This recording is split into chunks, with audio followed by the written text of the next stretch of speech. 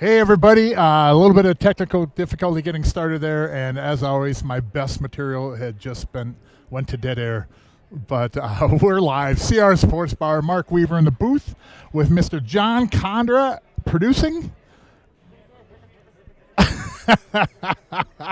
Race to 11. It's been a while. Maybe I shouldn't have had that. Maybe I shouldn't have had that piece of cheesecake before this all started. But we are live. Sorry about that delay, folks. We got Dan Thompson and Sean Mitchell versus Matt Krieger and Mike Pankoff. Upper right corner of your screen. Mike and Matt, upper left. Dan and Sean. Dan Thompson is at the table. Again, race to 11, BCA rules, Scotch doubles. Looks like Sean and Dan have a great opportunity to jump out in that first game. The three will go in the lower right corner or the side.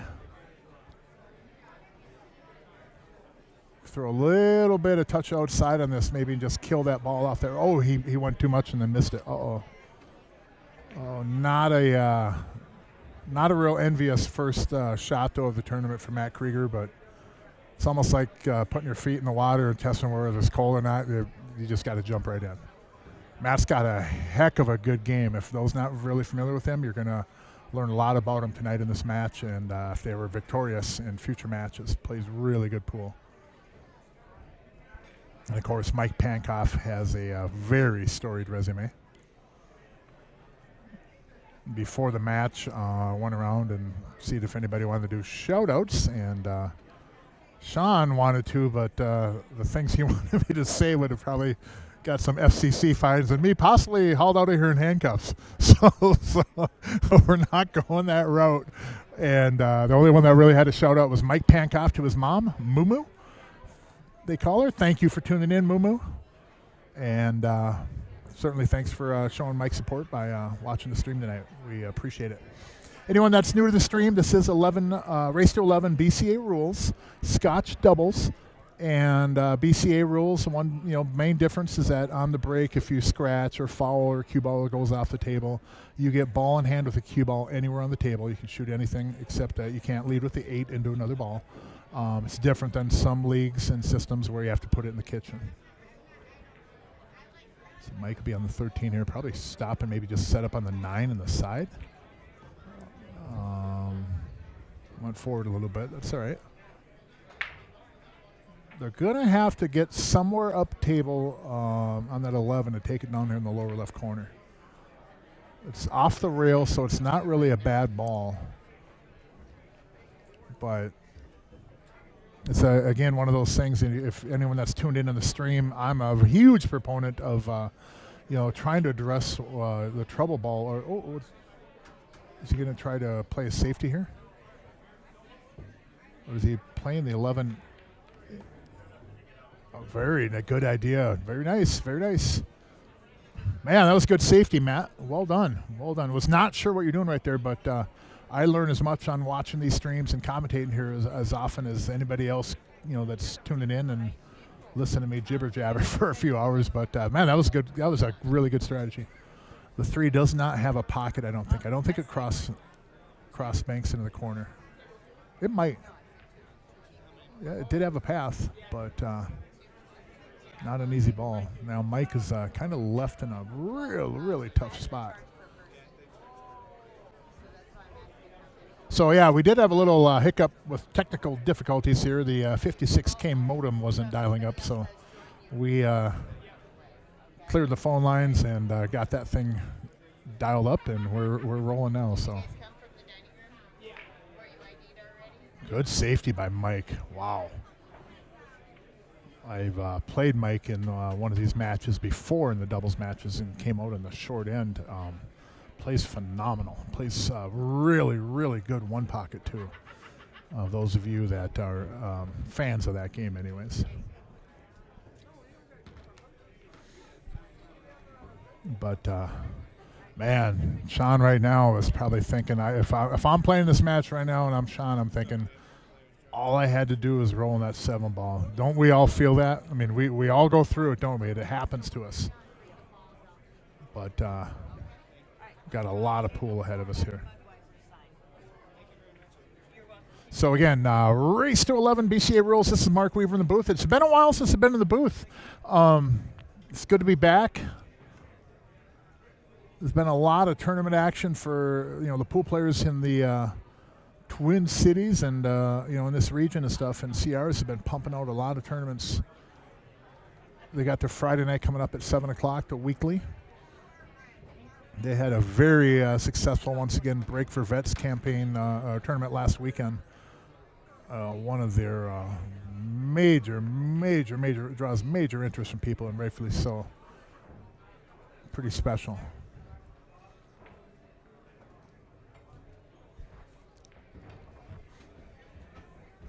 So that 3 down on the bottom rail there, they've kind of got them handcuffed. If they can put this cue ball in a pretty, in a spot up there to hide it, you kind of the upper right pocket is blocked for banking, and it will go in the upper left if they get on it, but not from there. Not from there. Good shot, good speed. And if you are new to this stream, again, we're live at CR Sports Bar in Coon Rapids, Minnesota, the mecca of pool in the upper Midwest. And one thing that we would really appreciate is not only tuning in, thank you, but hit that like button and the subscribe button if you have not subscribed. Thumbs up, thumbs down, you know the deal. If you like it, great. If not, that's cool too. But at the very least, hit that subscribe button. So Dan's on the 3 ball here. I think he might just try to put the cue ball down in the lower. Oh, no, he's trying to cut it. You get on this Simona stuff, you can really load up a ball like that, cue ball like that with outside, and you can really throw a ball, but that was quite the task right there on that one. There really wasn't any place to really hide the ball either. I mean, you're going to leave him looking at a shot in one of the pockets. Talking about where Dan was. Sometimes, to quote the infamous Gilligan, Dave Pearl, sometimes you just got to go. Sometimes you just got to go. Both of them, I can't remember which one the back bar one is. I had to change some TVs over there. 10 on the side. Everything's got pockets, of course. I kind of like 9. Maybe take care of that 12 if I get a good look at it, and then to the 15, then back to the 11. You can do this a myriad of ways, though. The 12 is very accessible on the side. Sometimes I just don't like if I can get on that ball on the side and not get kind of a weird angle on it. Sometimes I like to take it early. Almost like where we're at now. It looks like the angle on the 15 is kind of weird. I think Mike can slide up and get a little bit more straight on, but let's say you hit that a little bit too good, and all of a sudden you lose that ball. And I don't think Mike is going to go on the side. Maybe he'll draw back into the 3 with the cue ball. Stop the cue ball right there. Take the 15, get on the 11. The cue ball might float up table a little bit, and I'm doesn't seem like Mike's real confident. He's got so many options right now. I mean, he could draw back from the 15, go over to the side rail, get on the 11, then take the 12. That's like plan D or F or something, though. It's certainly not the one I'd pick. But you can see, again, you see how, the time on this that he's taken on this, he's not real sure, wants to make sure. But, again, when Matt shot that previous ball, if he got him on that 12 and take care of it right away, then this game would have been over by now. A lot of times you get these balls, they're wide open. It's like, oh, we'll just shoot this one. We'll get on this one. We're good with moving the cue ball around, ain't we? We all are. Sometimes we let it get away from us, but the less you can move it around, the better. And I think he is. He's going to snap draw back into the 3 and just kind of plant the cue ball right there. It might float up table just a hair, a couple inches at the most, maybe. Oh, he went all the way up to the end rail. Now, like I was talking about when Matt shot that ball, if you can get a little bit weird on that ball on the side, and all of a sudden things can change, and here we are. Matt's looking at it back at the 3s right in front of the side pocket. So you can't hide it anywhere. Might have to go around 4 rails to get on this 11 ball, unless he really kills this with a slow roll. Oh, that was a good shot. Very, very well. Very nice, very nice. Man, I play a lot of 8 ball. I don't want to shoot that ball. There's easier ways to get out there. These guys will both agree with me, I'm sure. But what a shot, Matt. And you held that cue ball, too. Way to pick Mike up there. So it should be 1-0 starting out here.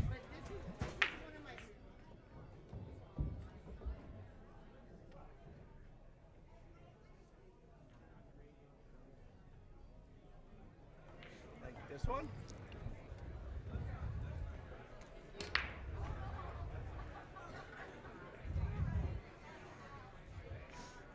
So Matt Krieger breaking, Mike Pankoff going to the table.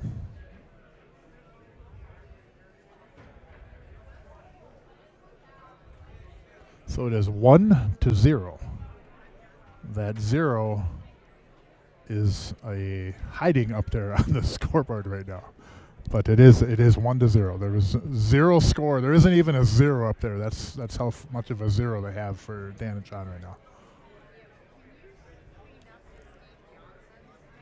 So race to 11 BCA. We do have a doubleheader tonight, and again the Friday night tournament. About 45 minutes, and that'll start at 7. If you want to give a ring in or get a hold of us, we can always sign you up if you're on the way. But it does start pretty promptly. A lot of times it fills up with a lot of people, so they want to get that thing rolling.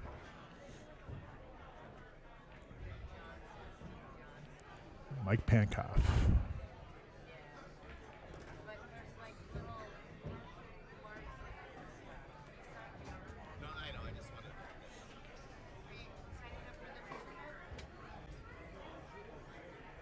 Team in the side, or in the corner, I'm sorry. Just rubbed on the 2 ball, opened up the 15 ball. Well done. Now every stripe now has a pocket. Once the 15 goes, the 11 will go on the side. It does go on the opposite side as well. It does go in the upper right corner if you can get a stop shot of that 15, but Matt's got a little bit of an angle on this ball, so you got to be careful on this 15 too if you're going to shoot this, that you don't bump that 11 a little bit, which it might not be the end of the world. But you could go to the upper left side rail and then up to the upper rail and then get shape on that 11 in the same side pocket as this 15 too. The thing about bumping into it and drawing into it is that you might, oh, that's a good ball. That'll work. Could have came up a little bit more, but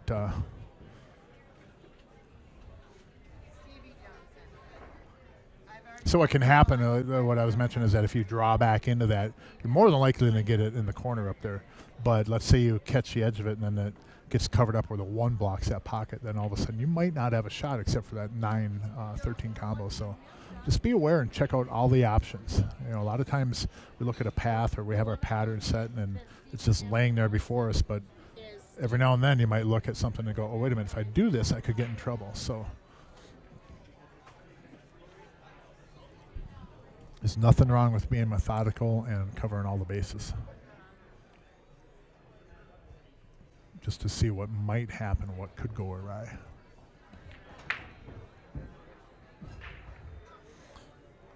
Ten goes on the side. I think they have that ball. Looks like it'll go, yeah. 10 goes on the side, then 12, 9, 13, 8 on the side. Maybe he doesn't have that ball. Looks like he trying to see if the 9 goes up the upper card. I'd almost guarantee the 9 doesn't go in the corner, but it looks from here like he would have that 10 ball. The 12 ball does bank cross side. That's an option for him. And the 9 might go up in that corner, but man, I don't want to shoot that ball. It's one of those shots where I'm glad I'm in this booth and not actually at the table. If it goes, then this becomes really elementary from here. Say every ball leads to the next one. Looks like, I don't know if you want to follow forward. Looks like he's going a little bit follow on that cue ball. Evidently it does go. Now you can, see what he does here. Nope, didn't go. It might have, but you know, you can, on a shot like that from that length, you can actually take that ball and shoot a little bit to the right edge of that pocket, not much.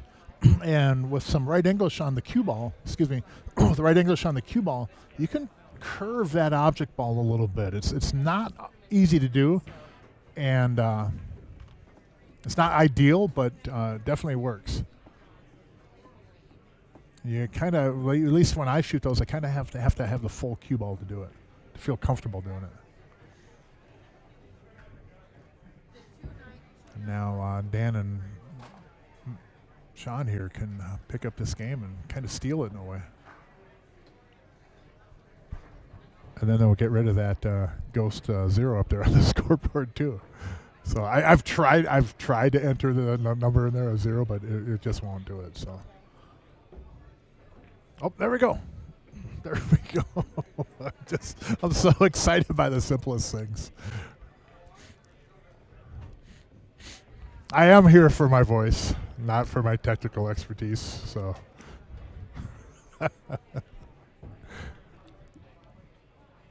If I'm here for the technical side of things, we're all in a lot of trouble. So now the 4 will go. The 4, which is a pink solid ball, will go in the lower right corner, and the 12 ball is the pink straight ball. And it'll go this way too. That'll work. Nice, straight in too. Good speed on that ball. Could have rolled forward gently and got on the 4, but man, you cannot do much better than straight in. You get into this part of the run out anyways. You don't always want to be straight in when you got to navigate around the table. And oh boy. As Bob Euchre would say, just a bit outside. Man, can't let those games get away from you guys. And they both know that. I've preached it so much, and I'm guilty of it myself. A lot of things I bring up, I'm guilty of it myself. I'm not infallible. But, games like that, the situation right there is where both games, really, games you're supposed to win. You're in a position to win the game, and then for whatever reason you end up getting in trouble, and then you end up on the wrong side of it. And, the biggest way for any of us to improve within our own little rankings area, whether you go by Fargo rate or whatever, is just to pick up a few of those games that we're supposed to win that we hand away. And, it'd be nice to turn that dial from 0 to 100 and get them all, but if we did that, we would all be on tour probably. So, focus on that when you're playing, whether in a match, leagues, or whatever, or even if you're practicing, banging around. The games where you're supposed to get out and you're supposed to win, and we all do it. The higher rated, that's going to come up short. You're not going to come off that rail enough. The higher rateds, do it less, and as we go down, we do it more and more to where we have a game where we're in position to win the game, and then something just goes awry. Pick up a couple of those. Do wonders for your rating and also for your game, just to pick up a couple of them. And it's hard to predict, we don't know which ones are coming when it's like that. I guess maybe it's just having more focus and finishing out a rack, but there's a myriad of reasons why it happens. If I could figure them out, I wouldn't be here on a booth on a Friday night. I'd probably be playing at Griff's out in Vegas right now, but instead you guys and gals are all blessed with me. So 9 on the side, good cross bank. And, nice shot, and bumped and made the 5. I think he was trying to just make the 5, and he probably called safe on that anyways. Because if he makes that ball, he really puts Matt in a tough spot. See Matt's upper right corner there is pretty appreciative of that right there. That was a great shot, Mike. Man, that was a great shot. Dang. Now the 4 will go off that 8 in the side and a carom. Downfall of that is that the 8 may go up in the corner on this carom. I don't think it's wired to go in the corner, but it's certainly going to head in that direction. And usually that's enough reason to be real careful on this kick. I don't know if he's going to play it directly off the 8 or if he's just going to try to cut it. I think off the 8 and kicking it gives you a better chance to make it, but again, I think that 8 goes up towards that corner pocket. Doesn't look like it'll go in, but it's going to be close. Oh man, that was so close to making that ball. Oh my goodness, that was close. That was so close to making that shot. Man, that was a heck of a try.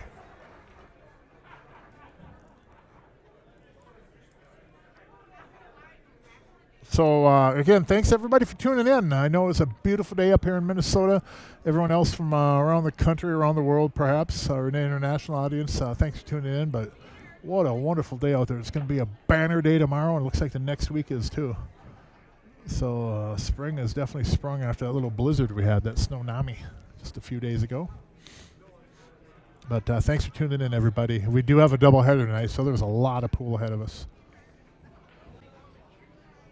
And if you do want to, again, play in the Friday night weekly tournament, Leslie is here taking sign-ups. If you'd like to play in tonight's Friday night tournament, please come up and sign up if you haven't done so already.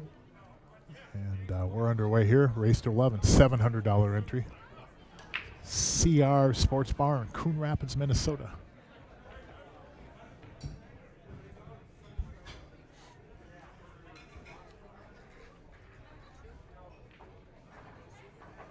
What table is he on?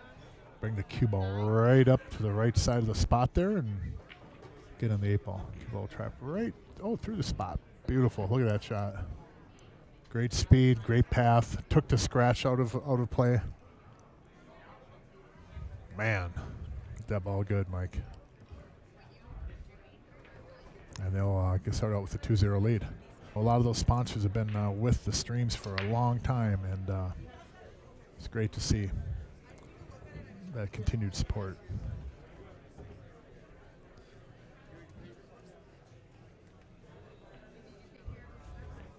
So Dan Thompson at the table now, down 0-2.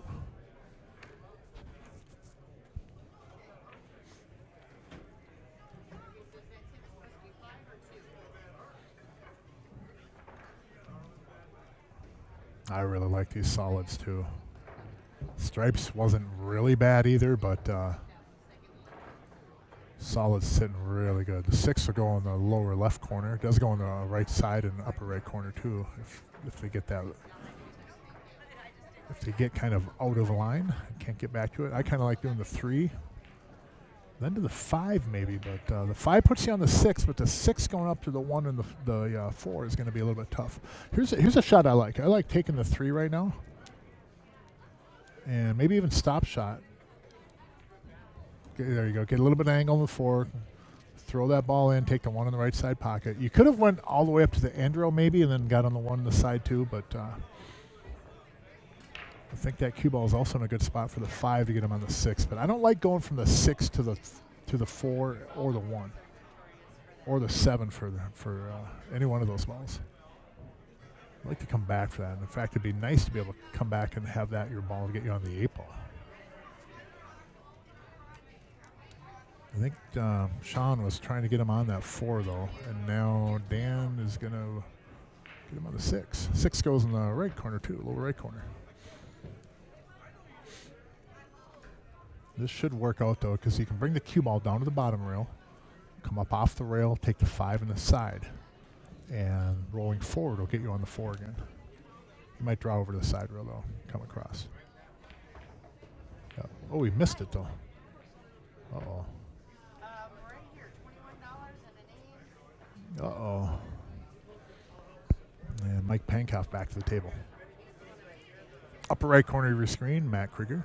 Upper left corner, you have Sean and Dan Thompson.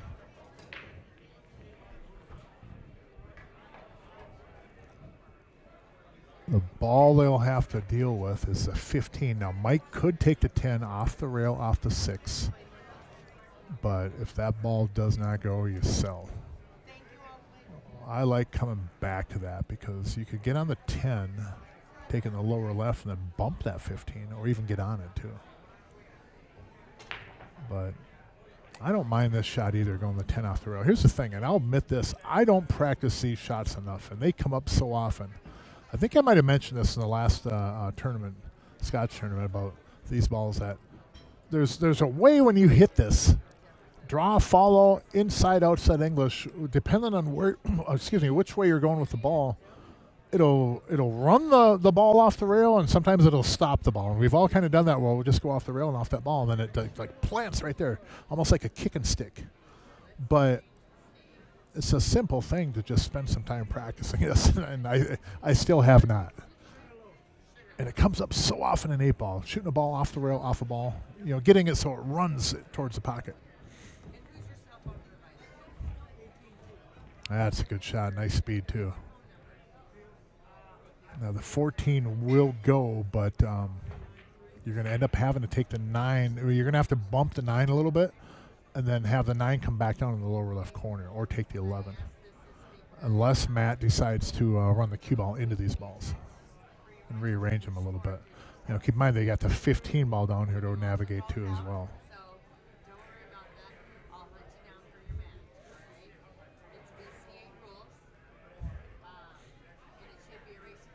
And I don't mind use the 12 here to the 14 and then bump the 9 into the rail and have it come out a little bit. I don't mind that shot because I'm pretty confident the 9 I can hold it where it'll go past the 11 lower left corner, into the lower left corner. But I think Matt's going to run the cue ball into these and try to move them like that. And kind of 14 goes.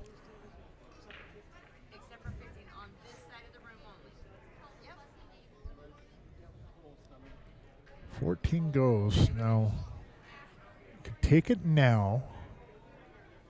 It might be. He's going to play safe. Watch this. Cue ball's going to get behind the 9 ball. Oh, I do not want to shoot this next shot. I'll tell you right now. He looked like a lion going down to attack its prey right there. He knew exactly what he was going to do in that spot, and that's kind of what I figured was going to happen right there. Dan Thompson is a very, very, very good with the jump cue. I have seen him, it's been a few years though, I've seen him jump with a cue ball next to the object ball, literally maybe like a 64th of an inch or a 30. I mean, there was hardly anything there. And getting that ball up and over it. So accuracy though, as you get closer to the ball, your accuracy drops down. The things you can do with it drop down because you're going straight up and down. You're not really moving the cue ball forward, but he's got plenty of room here. I wouldn't be surprised if he makes this. I'd almost guarantee he's going to hit this. Now watch. Here's a really bad case scenario. Sorry if I curse him. Jump the 1 on the side. Cue ball comes down off the 10, goes down to the bottom or off the 6 and scratch in that corner pocket. Or he could draw off this and scratch in the lower left corner. A lot can go wrong here. Look at how straight up and down he is in that. Man, what a shot. Good hit. I figured he would hit that ball. I believe he uses a Chilton Flying Eagle jump cue. I used to use one of those myself. And then it got taken out of a car with my other cues. And bye-bye, Flying Eagle. So Matt Krieger at the table. Up 2-0. His partner, Mike Pankoff, sitting in the upper right corner there. Studying the table. Now he could go off the 15 with the cue ball into the 6. You're going to leave a long ball in that 5 in the upper left corner. It looks like he's going to bank the 15 back. I don't really like that safety I was talking about, though. I think that getting on that 5 is going to lose the game. Good shot. Very nice. Very nice. Get him something. Man, he hit that bank good. What a good shot, Matt. So Mike Pankoff again will look at another safety. I think he's going to lightly graze the 9 with the cue ball and then have the cue ball go into the rail and tuck behind the 9 ball. You see this a lot in one pocket. Just tickle the 9 ball right back behind it. What a shot. Absolutely what I figured he was going to do. You just lightly tickle that, put it maybe sometimes, depending on what angle you're coming at the cue ball, maybe just a touch of outside. You just tickle the object ball, it goes into the rail, the cue ball comes right back out, and almost like Velcro sticks to the ball for you. Executed perfectly. And that shot does come up a lot in one pocket. That kind of a safety, just kind of ticking a ball. He's going to miss a 6. Nice try. I think he had, obviously a post shot is a little bit easier to call it, but I think he had to hit and kind of cut it into that rail with some English, a little bit more pace, so that the English will flatten out more. Definitely was not in a very good spot, though, that's for sure. So now the 8 goes in the side. It's not that hard to get to. But how about this? You play the 10, run the cue ball right about where the 1 is. Even if you run into the 1, it's a little bit of a back cut on the 11. Maybe it's getting too cute, but the thing with that is that you cut the 11 on the side, it'll bump the 8 a little bit more into the middle of the table and make it a little bit easier to get on. You don't have to do that, though, and quite honestly, it's probably not advised to. But it is something you could do. If that 11 was a little bit closer to the pocket, I think for sure I would have played that, just to make the 8 a little bit more accessible, especially if you could bump the 8 all the way up table. That would have been really awesome. Snap into it a little bit harder, but looks like Mike Pankoff will be getting them on the 8. Let's see where Matt gets them. Don't know if you want to be there. There is a path to go to the left side rail and in between the 4 and the 8 ball.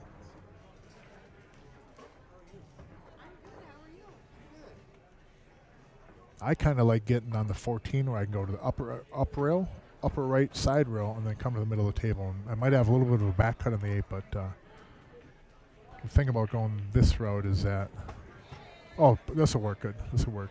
Mike can draw right to the right of the 4 ball, right where the cue ball is. Just bring it right back in that same path, and get it down around the spot area, somewhere in that area, and you're good to go. To the right of the spot, the cue ball. But if you nudge that 4, you're in trouble.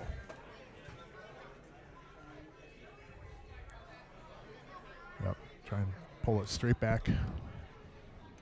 Cue ball will end up about 8 inches to the right of the spot. Oh, see, there you go. Trouble. Trouble. I didn't really like getting on the 8 that way. I kind of liked having more of a shot where you run the cue ball up into the upper end rail and then over the right side and then come out in the middle of the table. I kind of like that a little bit better. It's such a really, really fine spot you had to be there. And I think this 8 actually goes by the 1, but you got to kind of just pocket speed nestle it in there. Something like that. Man, that was close. Good try. And this is not a good spot if you're solids. If you can go off the rail and make the 6, though, the cue ball will come over to the left side rail and probably bump into the 1 coming off that rail. I like that shot. Low right, go off the right side rail. 6 goes in, cue ball goes over the left side rail and bumps the 1 for you. Like right there, kind of, sort of. Not an easy spot, Dan, man. That was not an easy spot. Came prepared as always. Cue ball was heading straight to a scratch, but got saved and nothing. Dry break. The 8 ball doesn't go by the 3.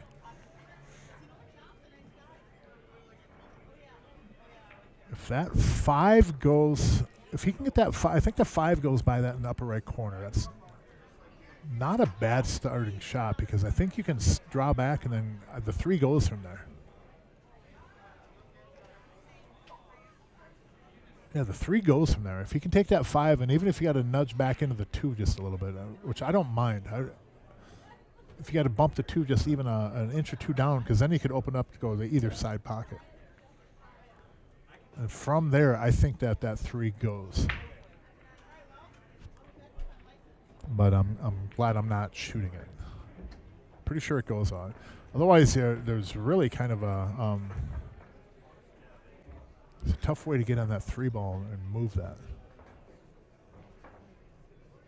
I sure don't want stripes here because you're in the same situation where you have to do something with that 8 ball.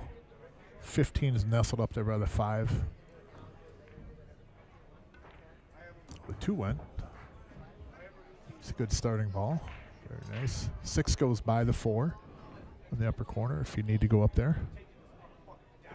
I think he has an angle on the 1 to run the cue ball in between the 11 and the 14 down into the 10 and then just nudge the 3 ball. I think there's an angle on that ball, but you've got to hit that good because you could end up hitting the 10 square and then you're in a really tough spot.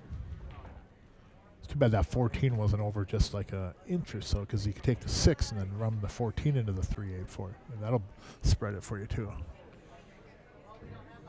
You could draw into the 14, but off the 6. And nudge it down towards them. Oh, now it breaks open. Off the 6. Cue ball path right down into the 3/8. You probably end up having to shoot the 5 from after that, though.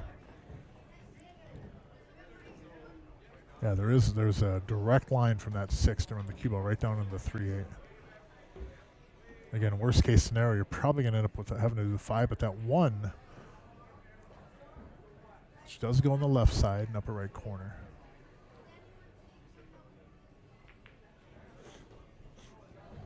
And I don't know if he takes that 1 and bumps into the 11 with the cue ball. I think he might be able to take the 6 in the left side and then run into the 14 and have that come down into the 3/8. That's another way to break things out, and that's maybe even safer because he'd be on the 7. But here's my original thought right here. You want to hit this real hard, but you don't want to hit it. Oh, there's that 3 ball came up. Nicely done. Very nice. Very, very nice. If that 3 stayed down on that rail, they were in a tough spot. A couple easy safes off that, but still. Now Dan has the option to go to the left side of the 14 and get on the 1 in the corner. I like going to the 5 and then 5 to the 1, 1 to the 7.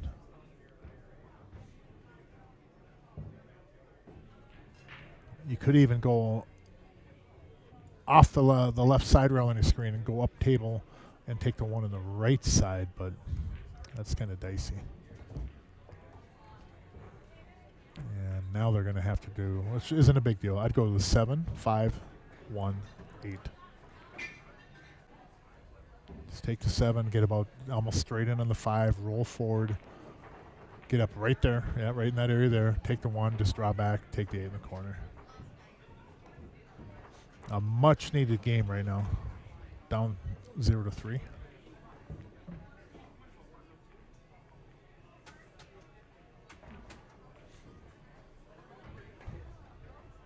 And I think Sean, taking just a little bit extra time here, understands fully well the gravity of this game right here.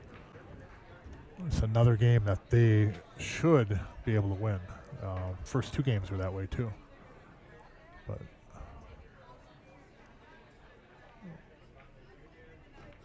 back. Oh my goodness, he hit that one really hard. Caught the rail more than slide back with draw. Oh boy. Now Dan will cut the 5, and he's going to have to put some inside left and try to run into the 11 ball with the cue ball. There's a really good chance of scratching the side pocket off this ball. Man, what a shot. Very nice. No. The 11 got in the way. Oh, my goodness. These guys can't catch a break. I think the 1 will cross bank into the left side, though. Cue ball might even run down right into that 13 ball, honestly. I don't know if he can throw that 1 enough off that right side rail. Looks like he's going to have to load it up with left English. On a bank like this, if he hits that into the right side rail with some left English, it'll open it up. It'll put right English on that ball off that rail. So it'll open up that bank. It'll widen it. But I don't think he has enough room around that 11 to do that.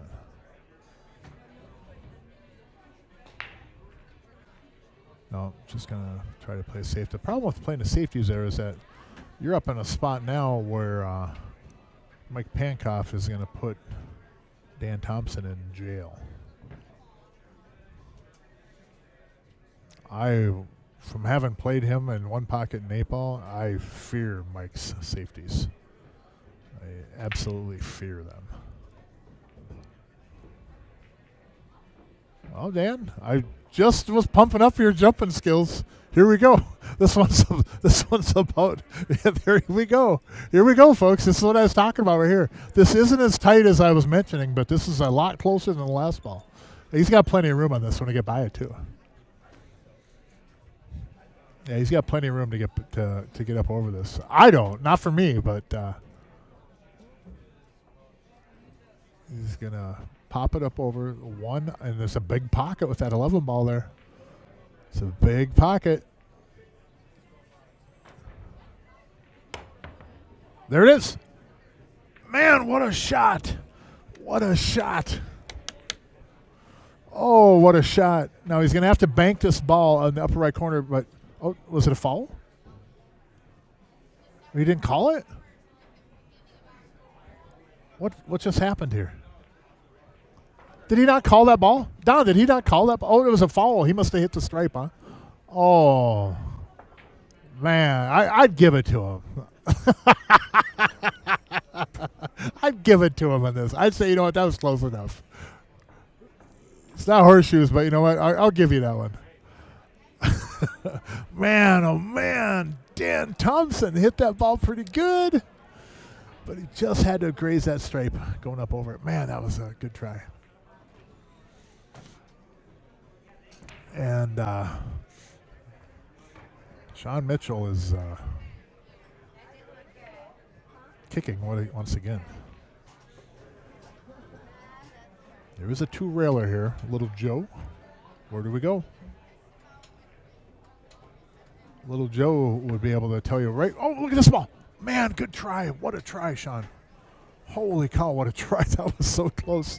And I don't know if he knows that diamond system, but Little Joe has that down. You want a lesson from somebody that will teach you a lot about pool. Little Joe. And he has a kicking system for that diamond stuff off the oh, this come up short. Off the diamonds that he's worked with me many times on that. I get so amazed by it. It's like a 10 to 2, 2 with a 10, something like that. I don't know, somewhere on the cue ball. Hitting a 2 at 10 or 10 at 2, and I don't know. And then it'll hit it at 11:30. And the thing Joe tells me do this, I do it, and then I'm kicking 2-3 rails and making the ball. And then the minute that he walks away, I have no idea what he just taught me. I have zero idea. Oh, man. That's not his fault. That's not your fault at all, Joe. I'm a bad student. I'm a bad student. Matt Krieger taking a page out of Mike Pankoff's safety book. Just tickling the ball, putting the cue ball, trying to get back behind there. Still, this is a pretty good spot. Now, I think he can, well, he can bank that ball, but I think you don't back cut this ball, no. You try to bank it, but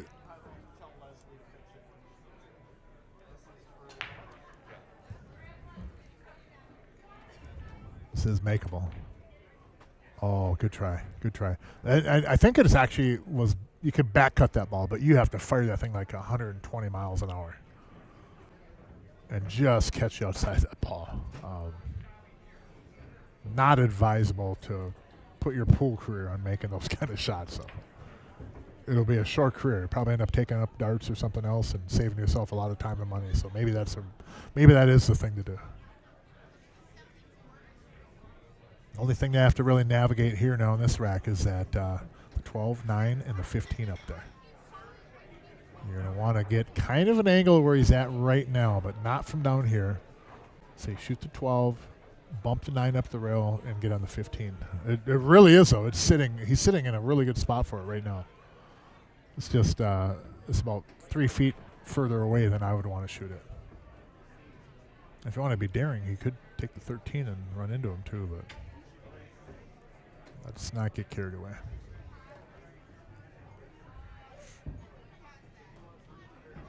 So now the ball goes, and Mike likes it. Yep, Mike likes it. Seemed to.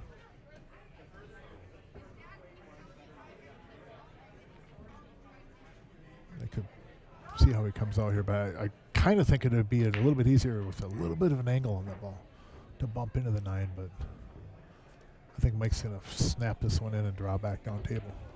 Oh, very good. Very, very, very nice. Well done. Well done. Now, a couple ways he could do this. He could take the 15 and go gently back into the 9 ball with the cue ball, just gently, and then take it in the upper right corner, get down here in the 13. I don't like going from the 15 down table and then back up table. And I don't mind going inside English on this and leaving a shot on the 9, but I think sometimes that you come off that rail, it may be a little bit too straight down, and then you end up with a steeper shot on the 9 than you really want. Can't really describe it without the telestrator, which see right there. That's what I was talking about right there. You come up just and you end up a little bit too steep on that ball. Not that Mike can't shoot this ball and can't make this ball, but you run that risk of it just coming up off that rail instead of a nice, easier little cut. You're a little bit steeper one, but shouldn't have a problem with this. Cue ball will go down to the bottom rail and back up above the spot, and then, of course, be in the 13 ball. Hey, thank you, Sharon. I appreciate it. That was a rough one. It was like Tuesday night to Saturday morning. I was bed stricken, and it was awful. That was a bad bug. I know my partner Josh had mentioned that he had it, and he said it was like it affected him for like 3 weeks. But yeah, I have such high metabolism, and that time it only took me a week and a half, Josh. But no, but it's awful. I still have some of the sinus stuff and a little bit of the cough still, but whoa, it's a bad bug. I appreciate it, Sharon. You and Gordy always tune in. We appreciate the support and tuning in all the time. Thank you. So up and down the table, back on the 8 ball. Good shot, Matt. Well done. You struck that ball well. And I think I'm out from here too. Should be 4-0 starting out. 4-0. Matt and Mike with a quick early lead over Dan Thompson and Sean Mitchell. But switching it up a little bit, which I can certainly agree with. If you're not making a ball, man, it makes it tough to win sometimes. But they're getting away with it so far.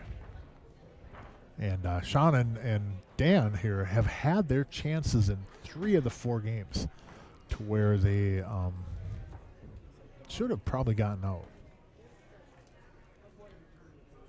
But instead they're down 0-4. And it happens, you know, it happens to us.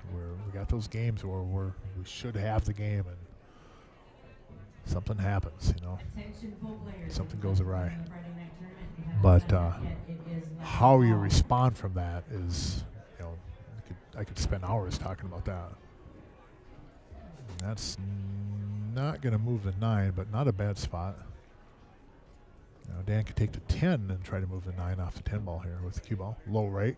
Probably go into the side rail. I don't know if I want to run right into the 9 ball. I want to go into the rail if I can. Like that. And bump it out that way. There you go. Nice shot. Very well done. I don't know. It looks on the angle it might not have enough just to spin and get up to the upper right side rail and then take one of those balls in the side. The 9 ball, hopefully. Should be able to draw though and get over there. He just needs to be up about that 3rd diamond, just underneath the 3rd diamond on the right side rail. It'll be perfect for the cue ball. He could also come back across the table and take the 9 up in the corner, which is probably safer. It's a bigger window. And it'll go on the side to a good shot. I like that. Well done. Well done.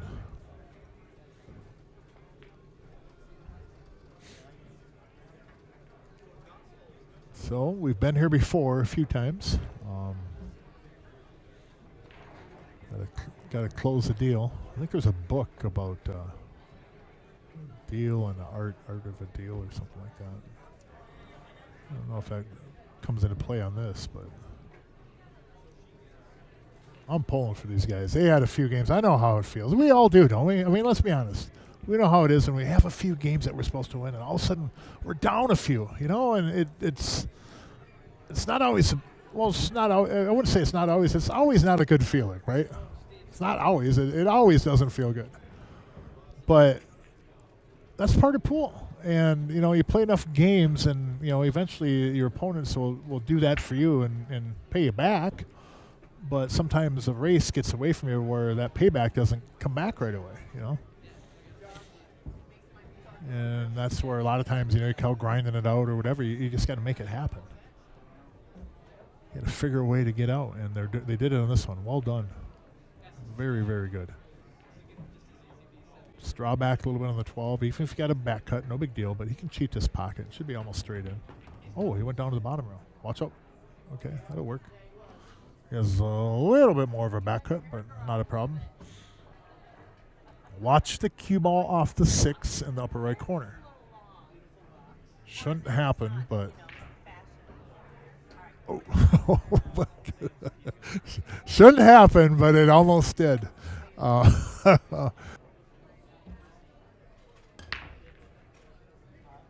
a ball, got 2 balls, got 3 balls. And, ooh, this is a juicy looking table. I like the 12. Get me on the 14, come back up table, and I'm all over stripes here. Could start out with the 2 ball. Solids isn't bad either. I don't really like the 2 ball, but... Oh, 6. Oh, duh. That's even easier. It's even a better starting option. For some reason, I just totally blanked on that 6 ball even being there. That makes a lot more sense.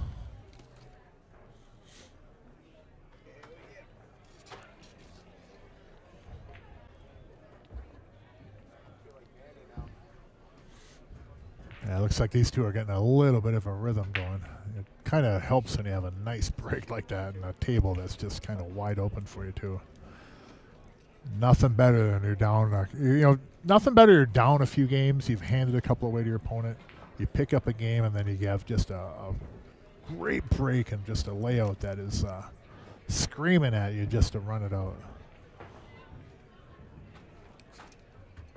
Takes a lot less of the load off the shoulders.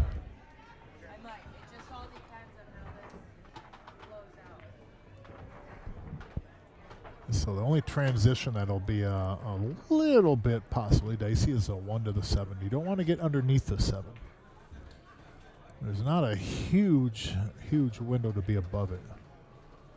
But you don't really want to get down to like where that second diamond is on the or like where the spot and the kind of that line there, and have to back cut because then it makes the 8 that much more tough. That's pretty good. Looks like he's got a little bit too much of an angle. Might be hard to hold this cue ball. He could really put a stroke on this ball, draw over the left side row with some English, and then kill the cue ball. Make it a little bit easier to get on the 7.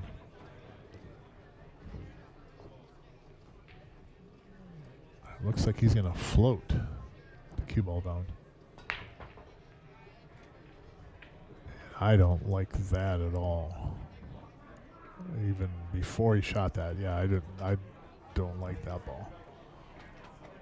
I think if he didn't feel he could hold that cue ball and then take it in the lower left corner, I think you go over to the right side rail, get down to the bottom rail, and take the 7 in the side. Or even in the upper left corner. Floating into it, all you're going to do is end up pushing the 7 straight down. He might have, if you're going to float like that, one thing I feel that I've done, that I've learned on those shots, if you're floating and you're kind of hit the object ball square, load it up with English so that you throw that object ball to the left or right a little bit and give yourself a little bit of a shot. Look at this ball. Oh, man, he hit that good.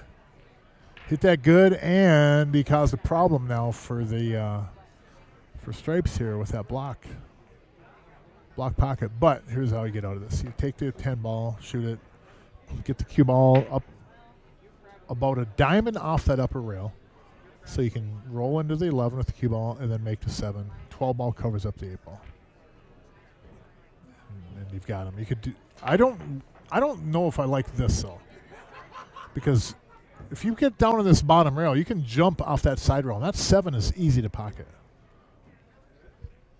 Yeah, see, this is an easy shot. I don't really like that ball. Not only is it an easy shot, but you go off that right side rail, you're getting on the 8 in the lower left corner. It's a dead shape on this ball. I'm not trying to be critical on this, but that's not the right play. The 7's a hanger. It's very easy to get to. You got a guy that's really good at jump shots. That cue ball goes off that right side rail, catches the 7, goes up the upper rail to the left side rail, comes over to the right side of the table, and you're on the 8 ball. He has to play this rail first, and I almost guarantee Sean will be almost straight into the 8 ball.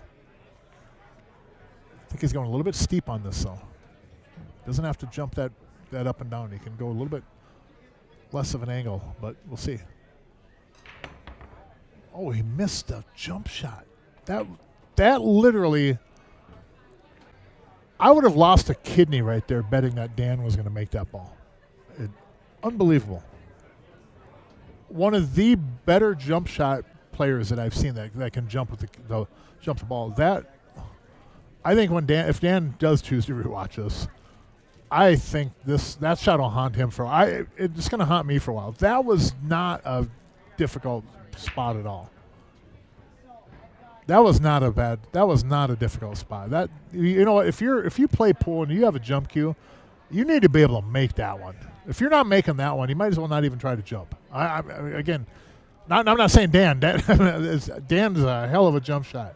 I am that surprised that he wasn't able to get that ball in. Unbelievable. Again, I'm going on the operating table and they're taking my kidney out because I would have bet a kidney on that he's making that ball and getting on the 8. It's a natural shape too. Man, oh man. Opportunities. You only get so many of them.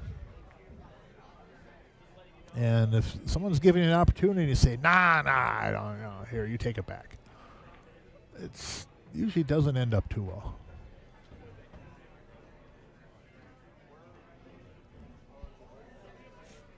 Man, that right there is my heart is bleeding right now from that. That's, oh boy. Got a little bit over too far maybe. It would have been a little bit easier with a little bit more angle on this ball. You didn't have to roll forward. I like a little bit more angle on this shot to get over on the 12 and the 14. Because now Mike's going to have to jam this ball in. Anybody that plays in these pro cuts knows that a lot of times they don't like balls being jammed in on them. But he should have no problem with this. He's got a better stroke on this than I do.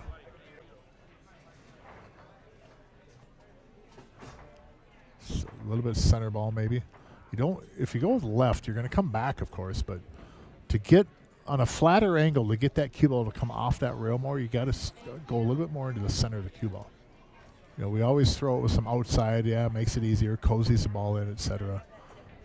And if you had a steeper angle, outside works wonderful right there.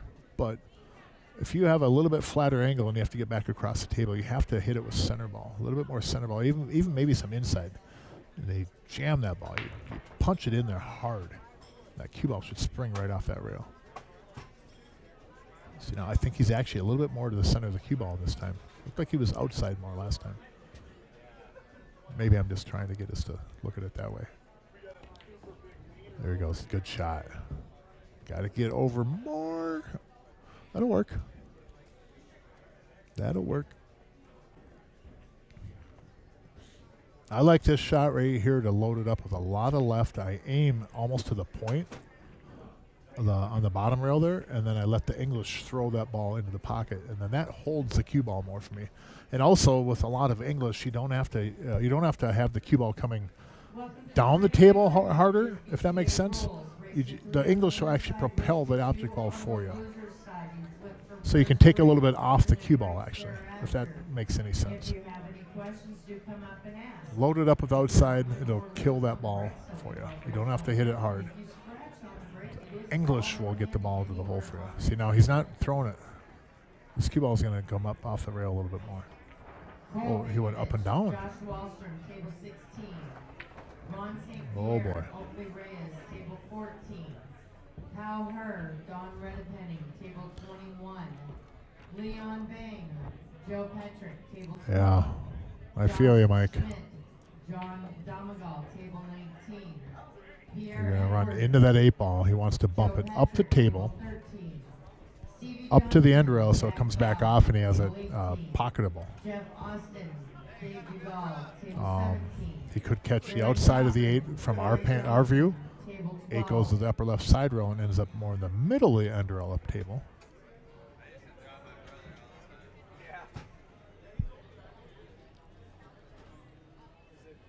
Nate Johnson, Todd Swaboski, table 6. Like there. And he hit it firm, so it comes back up into play. Well done. Man, what a good shot.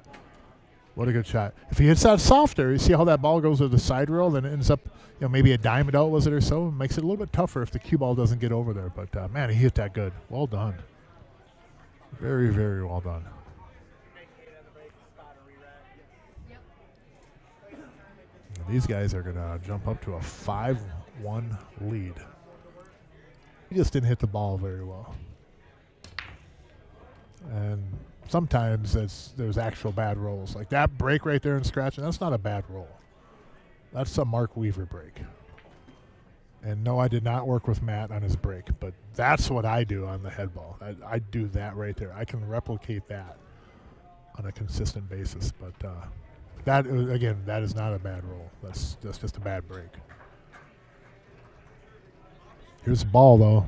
With ball in hand anywhere on the table, you take that 15 to the side, draw back into the 8 ball, and boom, we're off and running on the run out. I'd love that ball right there. 15, put the cue ball, draw back into the 8 ball, bump the 8 ball over a couple inches, the 7 will move, and run them out. Run them out. Because I don't have to do much with that cue ball, on the 15 and the 8. I don't even have to really even move the 8. I'd like to, though. I'd shoot it, draw into the 7, just come and nudge the 8 a little bit. I'm probably shooting the 12 next, or the 13, or the 14. One of those 2 balls, the 13 or the 14. I'm shooting one of those next. Solids isn't bad either, but if I'm on solids, I'm taking that 1 ball first. And I don't like them as much.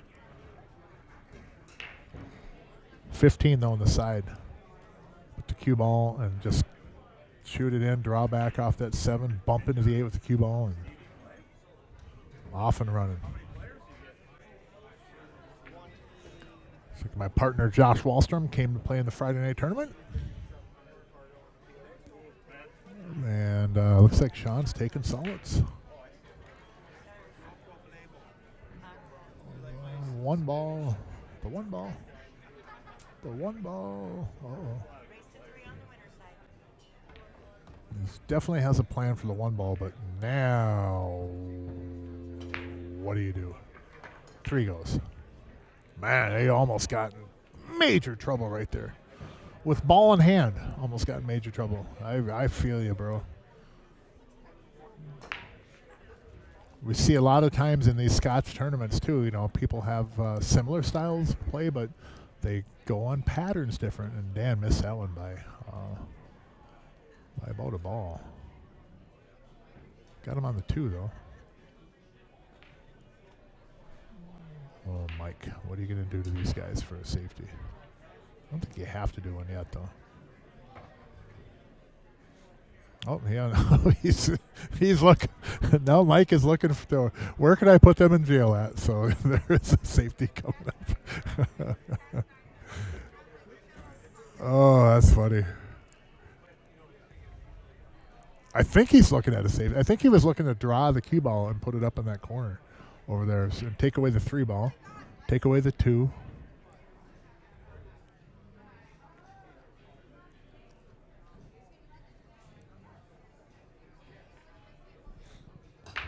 I really enjoyed this guy's game right here.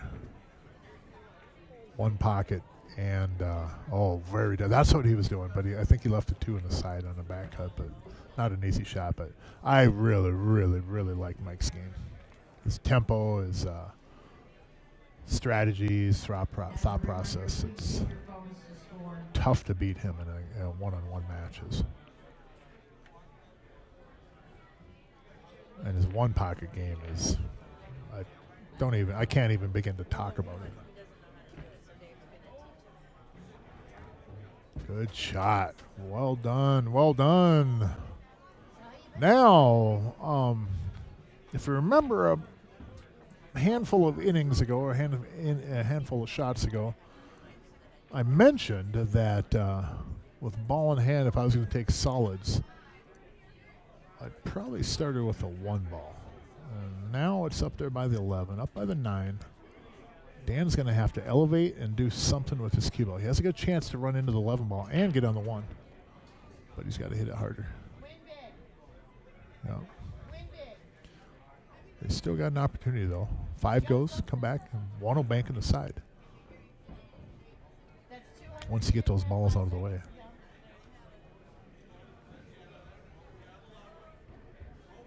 See, if you remember on the rack, though, I think if he started with the 1 with ball in hand, came down to the bottom row and got on the 6, he could have got on his ball on the side where he placed his with ball in hand. The 1 would have popped him down to the 6. He'd have got the same angle that he wanted, that he started out with.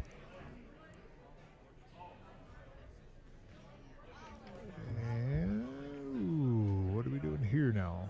Are you going to back cut that in the side and run the cue ball right about there with some inside? Or, yeah, he is. He's going to back cut the 7. He's going to run the cue ball, put some inside English on this. The cue ball will hit just to the right of the middle diamond up there, and it'll go towards the 11 ball. Got to put some English on this, so I think. Maybe not. Yep. And he missed him. Uh-oh. Now you're in the spot of the 1 ball. I'm no Nostradamus, but every now and then I find that acorn as a blind squirrel, and I think I hit on this one.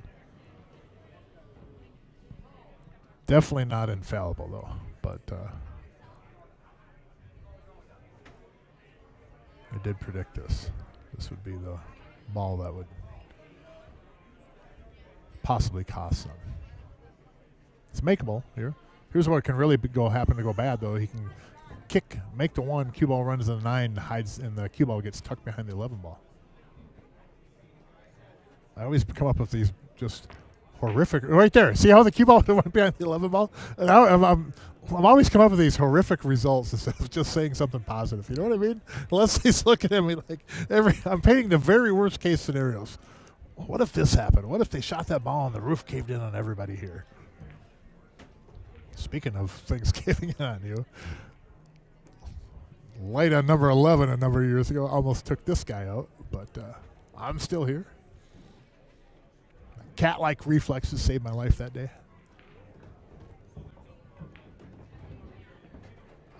Man, oh man, here's the thing though, and you may not believe me on this, and I might not even be right, but I'm going to blow smoke anyways. If he made that 1 ball, that cue ball sticks behind that 11 ball. See how it went behind there when he kicked on that 1? If he makes that ball, that cue ball gets stuck behind there. Because he's going to hit that 1 fuller, and it's not going to have as much momentum going in that direction. It would have stalled behind there. And my heart would have broke in a million pieces for him, because that would have been a heck of a shot. And if I was an opponent, I would have said, you know what, I'll just give you that one. You hit that so good. Oh, good hit. Hit it solid. But not going to work. Good try, Dan. That's not easy. Man, I'm rooting for you too. You guys are playing good. You get to where it's like 1 ball or something, and it derails you. But these guys play so good too. We've had those nights, we've all had matches and nights like that where we're just, we're running 5, running 6, and we, for whatever reason, we just, we stumble, to finish a rack out, and it's so frustrating, ain't it? And then what happens too is when it happens, game after game, and you look at the scoreboard and you're down, it's like, man, we're really not that far out of it, but then the cue ball starts to get away from you. Because all of a sudden then you're getting through the match, and instead of being far from the finish line, they're getting closer, and then your pocket gets tighter, their pocket gets bigger. And then the cue ball starts to feel like a bowling ball.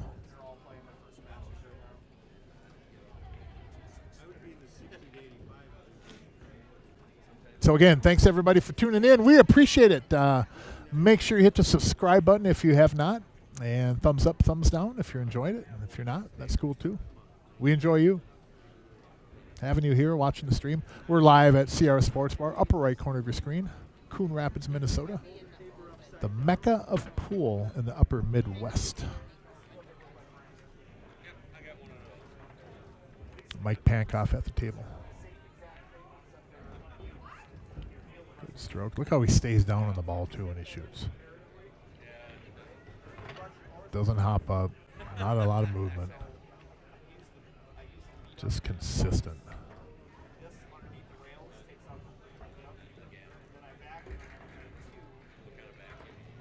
Make sure if you're going to go into that 8, you don't hit the bottom side of it and send the cue. Oh, that'll work. Good shot. Avoided it completely. Ooh. Mike will have to get over on the 12 ball, or does he roll forward and let Matt cut it from there?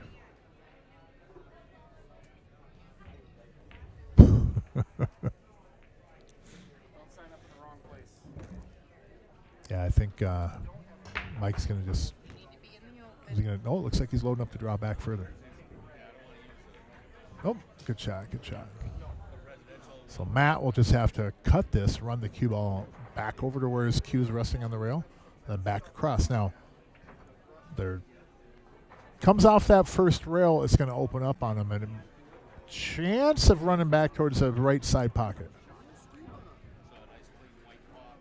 I don't mind playing a safety here, but it's kind of dicey.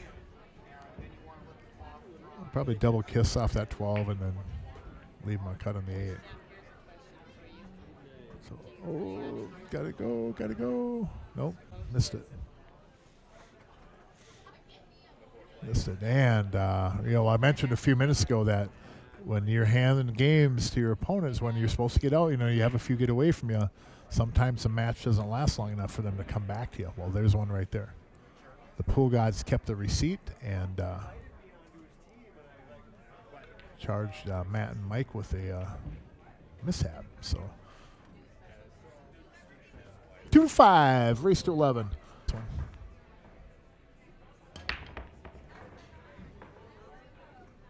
This table is so stubborn about giving up balls in the break.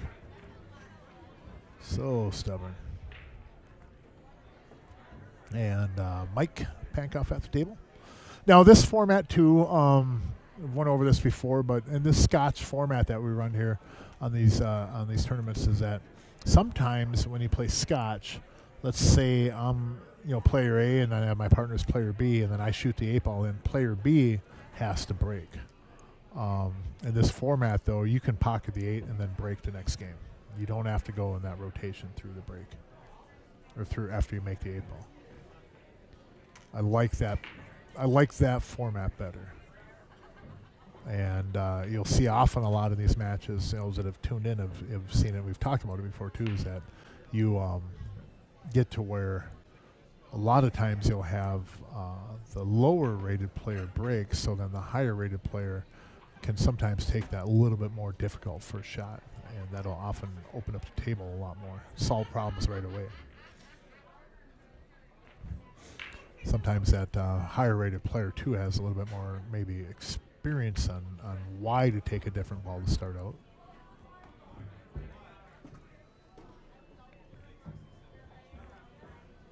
So 10 goes.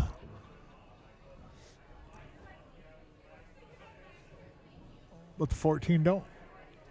Now from where he is, I think he can slam this ball in. The 6 will move the 14 over for him. I'd love to not have that 8 ball right there, just to get a little bit better bridge. Oh, he's got plenty of room for the cue to go through. Nice and level too. Yeah, you want to punch this one pretty firm. So that 6 has to move that 14 for you right here. Or that'll work, I guess. That'll work because you can take it in the upper left corner now, but Not an easy spot here. If he takes that 9 ball, the cue ball is going to get it away from him, but the 9 ball gives him more of the cue ball to shoot. If he's going to shoot the 12, he's going right over that ball, a full ball. And that's a little bit more difficult. So yeah, this is, see here, he gets more of the cue ball this way. Doesn't have to elevate. Get a little bit better stroke. Shot. See how he ends up. That'll work. And look at this. That 13 is at an angle where they can slide up table and get on the 14 next. Or, no, I don't think the 11 goes by the 3. I was going to say you could take the 11 next and then run up table 2, but maybe he doesn't have that. Yeah, he's got that angle. He's got a little bit of an angle. He could punch over to the, miss the 2 and then get on the 14 upper left corner. And the 14 will lead you to the 12. So you want to get, if you get right there, that's, you know, ideal. Don't draw back too much though, so you go straight at the 14. You want to get over to the right of the ball. Don't come straight back. There you go. That's a pretty good ball. You didn't want to run into the 2, but definitely can make this ball. He's going to have a little bit of a control issue with the cue ball. Go right about there. Then it'll run back out. Probably he's going to have to try to get on the 12 next. Because that 11 does not go by the 3. And he could really snap this a little bit more aggressively, take the 14 and then go off the right side rail and come back towards these balls, but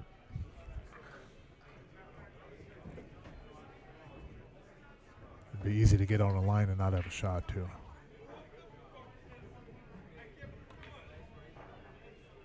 Just like that there. Yeah, missed it too. Good try. Good try. Now, Dan and Sean have a chance to grab another one back. And that game right there, again, is one that Matt and Mike should have probably got out on. If Matt avoids that 2 ball, they're out. They win that game. But instead, it's here's a platter, here's the game. That was, I mean, it was tough though. Matt it wasn't an easy shot Matt had. You had to avoid the 2, but you had to, no. Okay, there's a really easy safety here though. You just tickle the 7 with some right English on the cue ball, run to the bottom rail, cue ball goes and hides behind the 7 ball. This is a really, really easy safety. Mike Pankoff has done this similar shot right here. Look at this. Just a little bit of right English.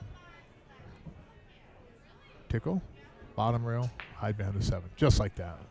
Very nice. Good defense. The 14 is accessible by a kick.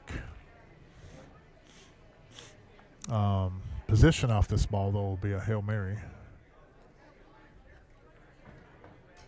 And you want to get the upper rail first with this cue ball. You don't want to hit it square. You're probably going to scratch. And if you go off the left side rail, you're not going to get on a ball.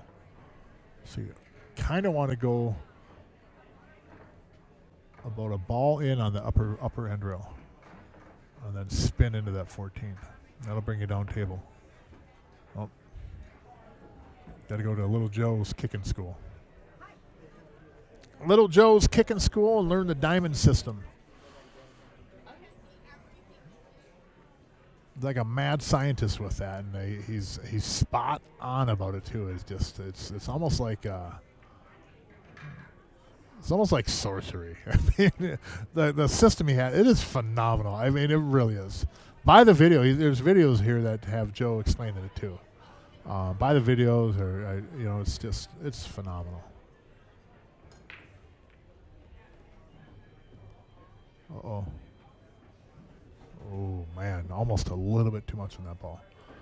Now, Sean's going to have to put some inside spin, run the cue ball off that side rail right down in between the 3 and the 7.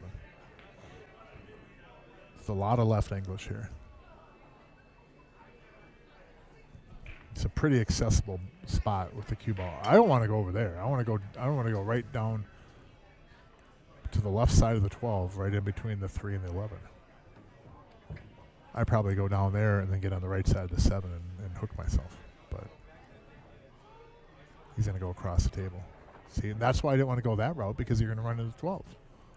If you spin with all English and go into the side rail and then right down in between the 3 and 11, then you take that out of the equation. Now, Dan can make the 3 off the 6 into the lower left corner. It's a carom. Comes up often in, well, what game would that be? One pocket. Yes. 3 caroms off the 6 in the lower left corner. Cue ball will come off the rail to move the 7. And this is a very makeable ball. Use the 6. It was very makeable. Oh no, you don't want to cut it though. That ball there is that ball there caroms off that 6 very consistently. And even if he cut that and spun that in, the cue ball is going to have to come off the bottom rail into the 7 almost square to be in the 6, which could have worked, but I'm surprised he didn't do the carom there. That's a very, very makeable ball.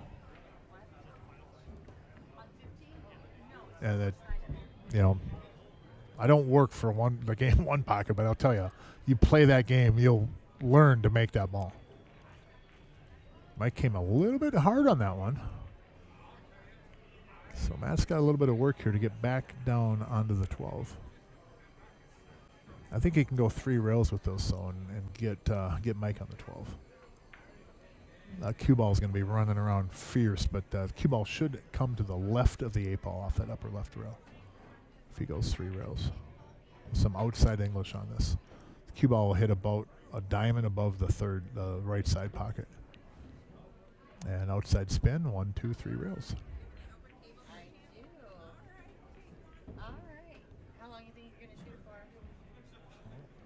If you just try to cut this, watch out for the scratch on the side.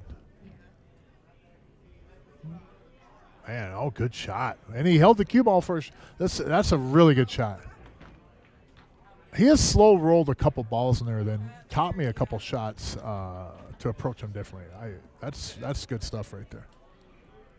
I would have went 3 rails, and that cue ball would have came around probably way too fast, but man, that's a good shot, Matt. That's a good shot. Cue ball will go to the left of the 7 ball. Off that bottom rail. Depending on what he puts on it, I think he was going to put inside and then take the 8 in the upper left corner. If you hit this real hard, it can take a weird path towards the side, but I'd be very surprised if he ends up there.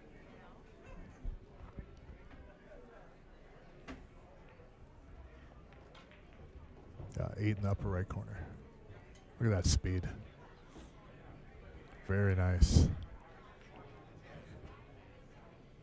I want to be Mike's partner. I want to be Mike's partner. All I do if I'm Mike's partner is just shoot in straight in 8 balls. Have you noticed that? I want to be his partner.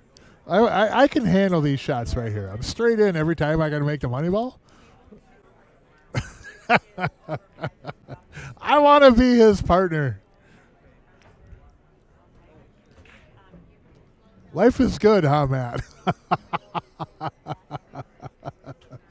Oh, my goodness.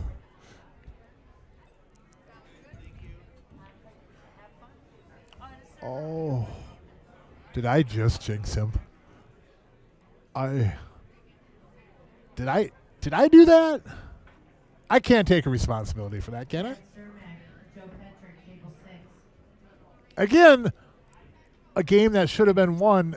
Now it's handed again for a chance for Dan and Sean to steal it. This will be 2 in a row. Could be 7-1 right now.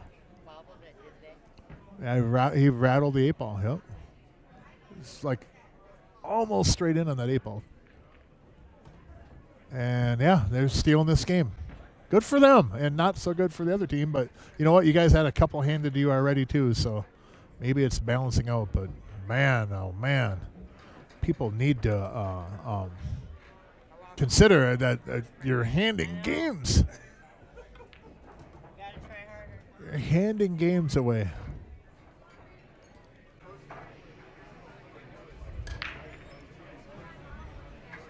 And that'll be dry too. Oh no, one goes. No, oh my goodness. That one looked like it was gonna go, but must be a little bit some glue right on the edge of that pocket or something. I don't think that one was close. So it was close. I tell you what, Mike, you take that 5 on the side and come back out in the middle of the table. You guys are out. Solids look really, really good. You don't have to get too good off this 5, but you're going to run in. But he's probably get on the 4 next. It's like natural shape.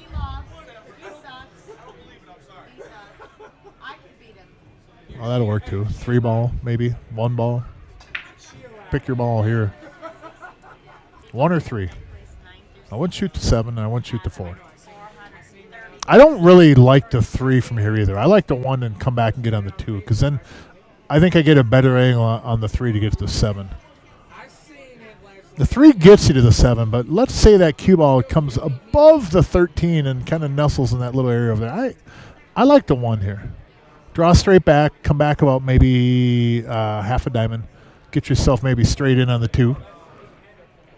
And the 6 goes, I think, 6 goes on the side after that too. So I try to get on the 2 from here. Well, 6 will work. I think it goes by the 4, don't it, Mike? Yeah. But, man, I would have loved to get on the 2 there and take care of that ball.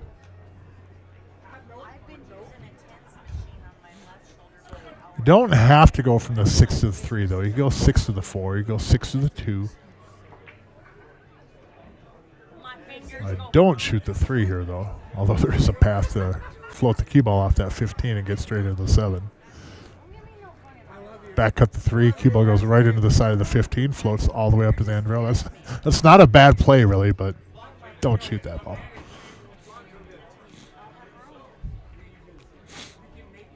And I think the 6 actually has a little bit of an angle where I think the cue ball is going to come down table. Is he taking the 2? Yeah, he's going to take the 2. Good shot. Oh, doubling up. Yep, now you got to go on the 3. 3 to the 7. 7 come back for the 4, 6. Yeah, if that's 6, that's unfortunate. That's 6 ball. I think it might go by the 4, but I would shoot it. If that 6 doesn't come by there, it gets really, really easy from there, but came out just too far. And I kind of attribute that to Matt not drawing off that 1 ball and getting the cue ball back just a few inches. Things get so much easier if you just drew back a hair. 6 does go. It does go by there. Yeah, should be fine. Come back out. Go, go, go. There we go. So 3 to 5, race to 11. We are live at CR Sports Bar. We do have a doubleheader tonight, so another match after this.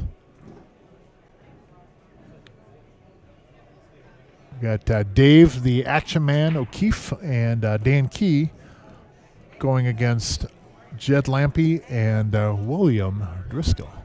Sir William Driscoll.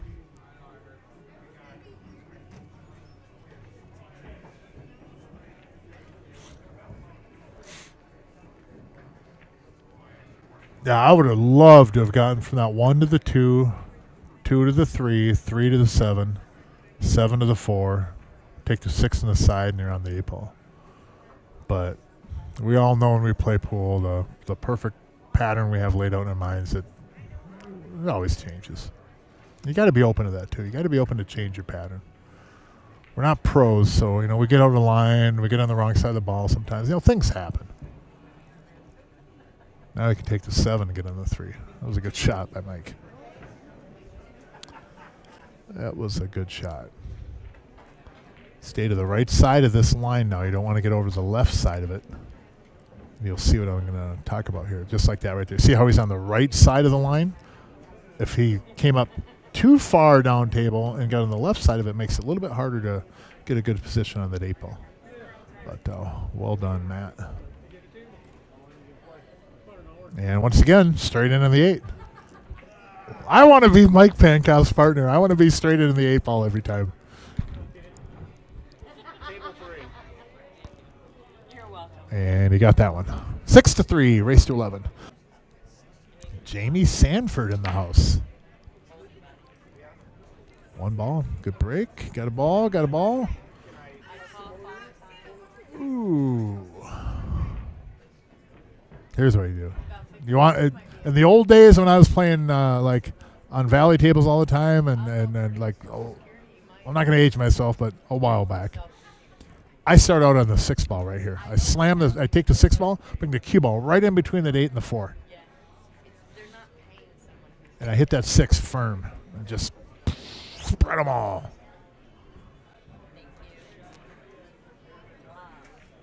That's my opening shot. I still think it's my opening shot. That's probably why I don't win one of these tournaments, too. I mean, I have not won one of these Scotch doubles, so that's probably why. But look at that 6. You see how that 6 is, though? You come right up into that 8 and the 4, and woo, everything spreads.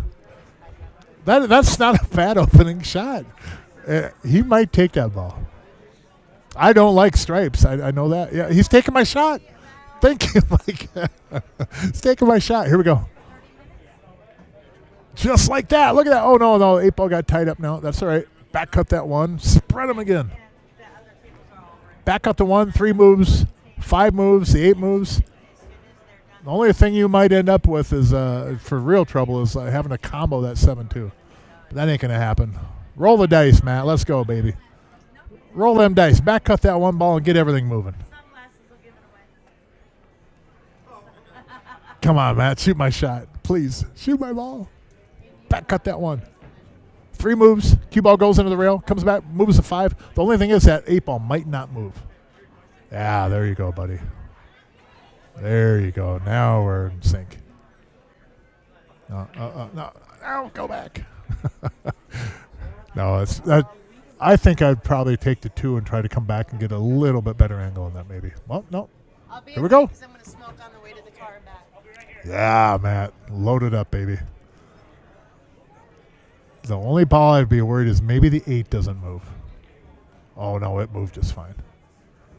And, oh, no. Oh, man. Now the 5's tied up. Dang it, 5 ball. 5 goes in the lower left corner, though. Oh, this is fun. I hope when I play, whoever's in this booth is going to have as good of a time as I am. I really enjoy this. I root for both teams. I just love good pool, and I'm constructively observing. Sometimes maybe some people think a little bit maybe too critical, but that's part of commentating too. You gotta say it. You gotta say how it is. Now here's the thing. He's on that 3 ball perfect to get the 5 in the corner. Is Matt gonna shoot that ball? See, there you go. I think Matt has his Bluetooth earbuds in, because he seems to be doing everything that I tell him to do. Matt, scratch your head. Scratch your head. No. Oh, there he goes. Oh my God, he is listening to me. Matt, go look at the 7 ball. That was too easy. Okay, stop shot.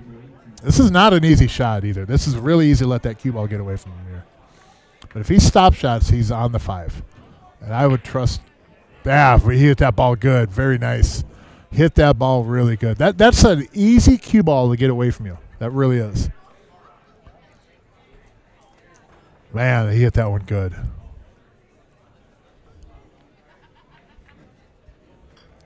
Oh, no. Oh. I think he can make the 2, but I don't know if he can draw back. If he's going to draw back, he's going to hit that 7 pretty square. maybe he can go into the rail and go 2 rails with follow. Oh, man. This one would really hurt if they don't get out of this one. Yeah. Oh, man. He tried to cheat the pocket. This game will hurt a lot for them if they don't get if they hand this back over to Sean and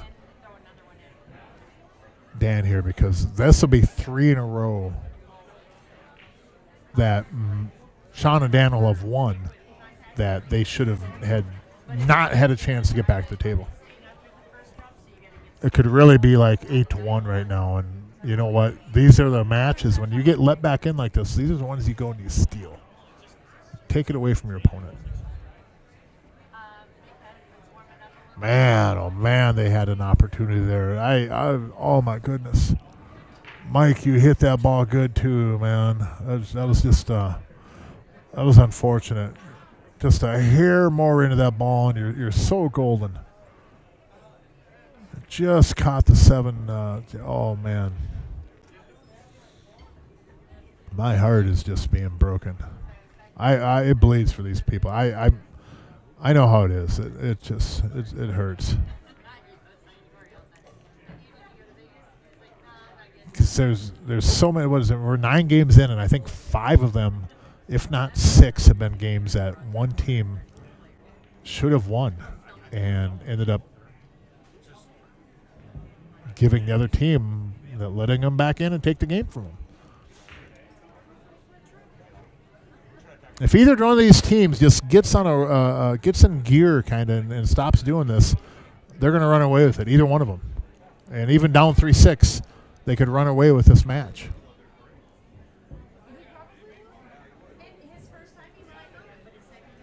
Man, oh man, oh man! But you've seen both teams do it. Both have done it. It's not a real popular shot, but if he doesn't like the angle, he could bank that 11 cross side and be straight into the 8. It's almost like a dead bank. But here's how you can shoot this too and not lose the cue ball. You can load it with some outside English, hit it more full, and then I think you'd still have the 8 ball. He's going to go down to the bottom rail though and back up to the table. He could go with follow and some left English, run into the side rail, and then bring the cue ball back up above the 8. That's what he's going to do. Oh, just like that. Oh, that was easy. Man, that was easy, Dan. What was the problem? Made that look really easy.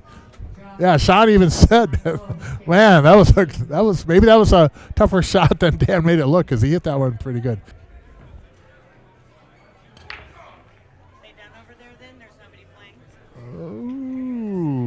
Oh boy! Here we go. 13 goes in the side. Or was that the 12? Yeah, 12.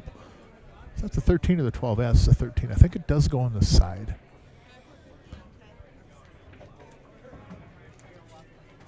So stripes on the 9 ball is kind of trouble. 5 ball goes, but what do you do with that 1 or with a 6, 7, and the 1? Look at those balls. Look at that 6 and 7.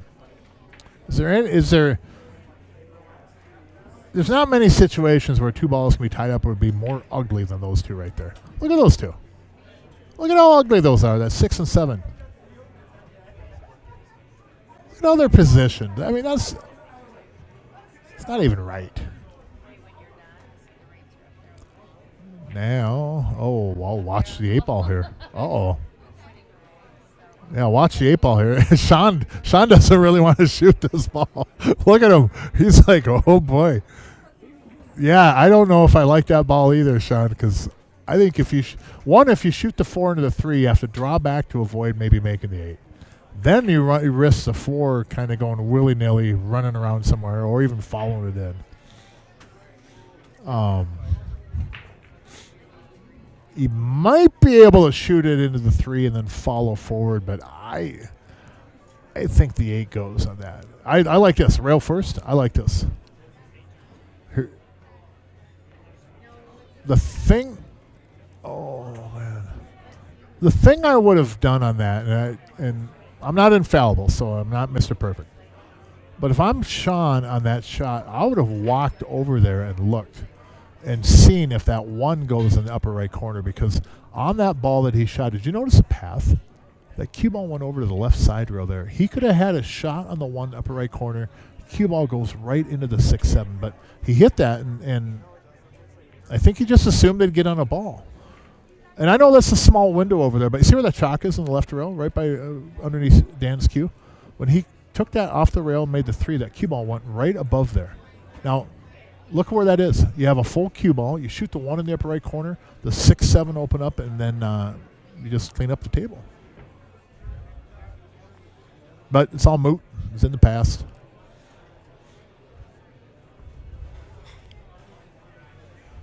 It's not a history lesson. It's a commentary. So all right, he's going to play a safety here. Oh, no, is he going to take the 4? What is he doing here? He's going to put the cue ball down on the bottom rail on your screen. Oh, no, he fouled. That should be a foul. It did go through the path, though.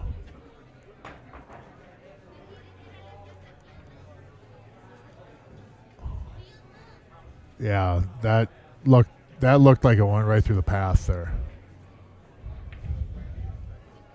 That looked like it went through the path, but he's coming. I'll be right back 1 second.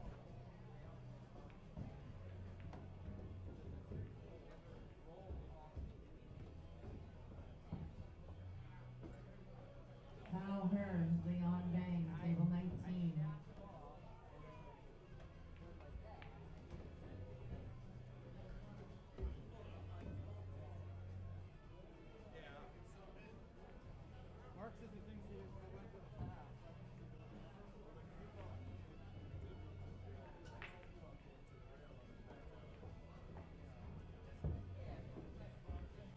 All right, so here's a discussion, and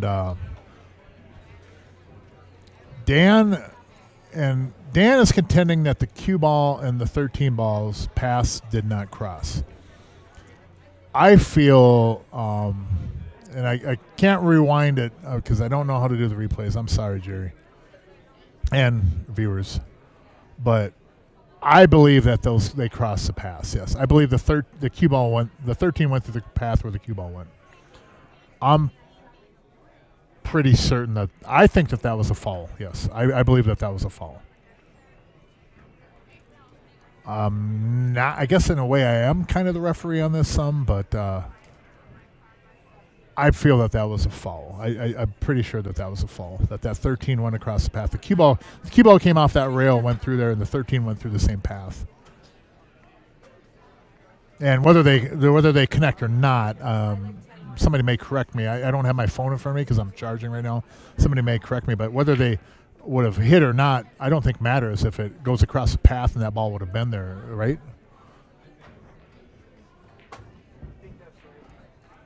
I'm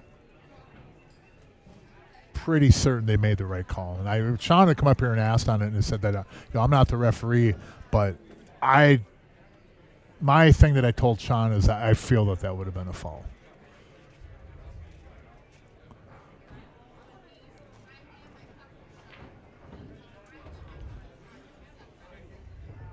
I think it was, but I don't even have my phone to check the chat to see if I'm getting blasted right now. So, and I apologize because the replay and the rewind, I should be able to do that. I don't think we're even.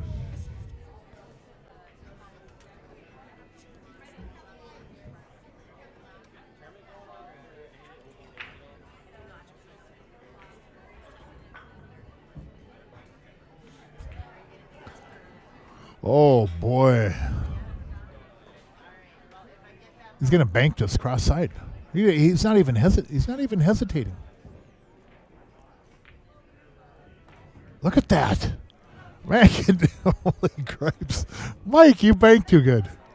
Man, he hit that ball. He did not hesitate one second or iota to do that. Man, what a good bank shot! Jesus, Mike. Man, oh man. Yeah, 100% a foul. Yeah, John actually went and rewound it on his phone. So as I had contended, I felt it was a foul. Yeah. Thank you, John. Thank you. Yeah. So he looked it up on the phone and did the slow motion replay of it, and it was a foul. So I am vindicated, perhaps. 7-4 now. Was quick with the replay on his phone and showed that it was a foul. So thank you, John. A tremendous asset. Not because of this either, just doing the replay, but John has been a wonderful asset to this place since he's been here for, I think it was a handful of months or maybe even longer. Time sure flies, but John Condor, you do a hell of a good job here, man. And that's not, patting me on the back because of that replay and stuff right now, but he does a lot of good work here. So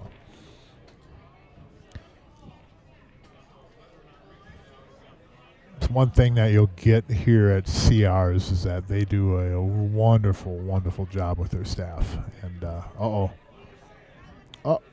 work. And John's just another one of them. So.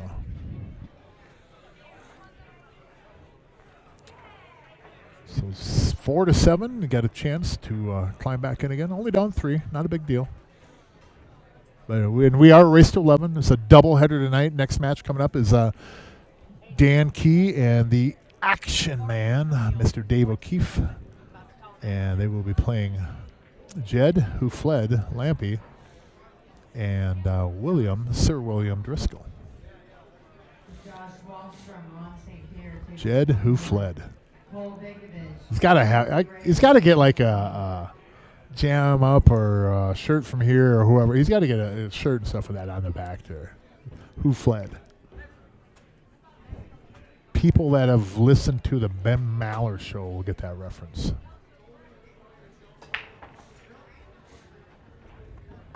Jed does actually listen to the Ben Maller show. Because when I first called him that, he knew exactly what I was talking about too. So it's a late night sports show. I usually listen to the podcast.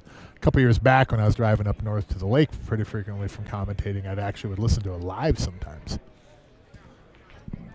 And I think it's on Fox Sports Radio or whatever. But the Ben Maller show, pretty good sports talk. Meanwhile, back in the pool match, we got Dan and Sean. Really just kind of an elementary out now. So, I mean, not trying to lax on my duties here, but the ball they have to navigate is going to be getting on the 8 ball, though. And it's going to be tougher from there. Here's what I like, though. Take the 10 now, Sean. Go with low right. Come off the bottom rail. Cue ball goes into the 8 ball, moves it up table. And then if you end up getting stuck behind the 3, get pogo stick there, Dan Thompson with his jump cue, and have him just hop over, make the 11, and there you go. Rack him up. But, yeah, he does see this shot there. There is one here, too. 10 ball in the left side on your screen. Come down to the bottom rail. Spin with right English off that bottom rail. And into the 8 ball. And I think he can actually get the cue ball in between the cue in between the 1 and 5. Yeah, he can stroke this one. Watch this. This is laying perfectly for this shot. Oh my goodness! How did he scratch on that ball? Oh my God! Oh my goodness! I would have lost both my kidneys. I lost one earlier on Dan Thompson's jump shot, and I just lost a kidney right there. I would have bet my kidney that there's no way he could scratch on there. That is unbelievable. Unbelievable that scratched. A lot of time, there's so often that it happens, though, when we get a situation like that. And, bless Sean's heart, this isn't a knock on him. But, we do that where we're like, I can't believe that ball scratched. We look at the path, it's like, how'd that go through there? A lot of times when we feel that cue ball has no way to scratch, that's when we end up scratching. Because we don't think it's possible for it to scratch. So, not that we take it for granted, but it's like, oh, there's no path to scratch here. And then all of a sudden, boop, there it goes.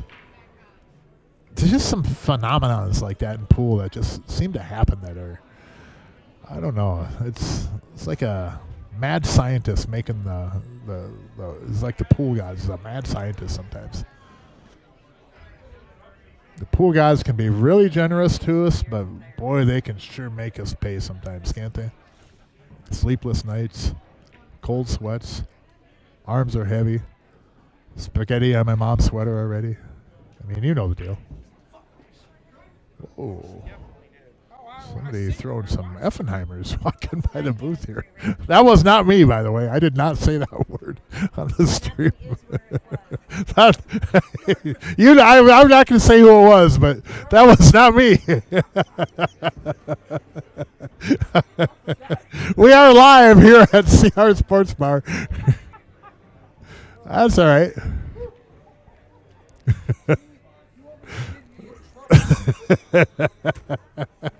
Oh, my goodness. No, we do not sell fudge here. there is no fudge for sale, if that's what you're asking. But, oh. So, I put some inside on this, go 2 rails, and take the 2 or the 6. Just something like that right there. 2 ball, come 1, 2, maybe 3 rails, and I predict he's going to shape the 3 into the left side pocket. I think the 6 goes in the right side pocket, though, so he could roll in this 2 and get on the 6 to the right side. That's probably a even safer move, but he's going to come back up table with this cue ball. Good shot, good shot. Straight in on the 3. That's not too bad. But you see what I'm saying though? He could have rolled in that 2, and cue ball comes out maybe a half a diamond, and he'd be straight in the 6 on the right side too. But if I had that kind of cue ball control, I'm doing Mike's route. I want to be like Mike. Uh-oh. Did he get a weird kind of an angle? I think Mike's got to go 2 rails in this now. 2 rails with follow. No, he's going to drop. Zach Boss in the booth. He's going to come up and join. You might want to go grab a chair. We're going to be joined in the booth by Mr. Zach Boss, I believe, multiple winner of this event.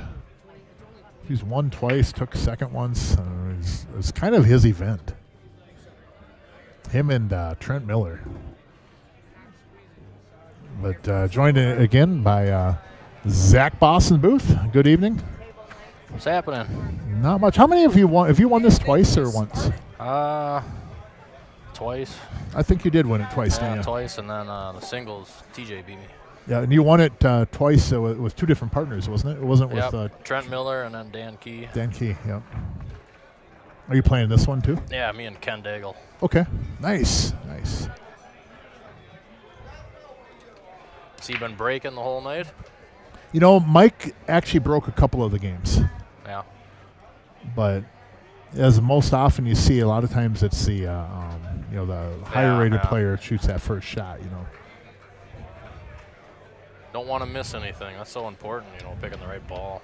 Yes. Yep. That first shot so many times can open up the table. And you'll see some players, and not trying to point on anybody, but the lower you go, the less likely they are to take that shot. It'll open up the table. Yeah. A lot of times, you get that tough shot at the beginning, that they're afraid of going after. A little bit lower percentage for them maybe, and a lot of players would be like, well, I don't want to miss this one, and then. Well, this is a great example too. You think he's going to go after the 5 here?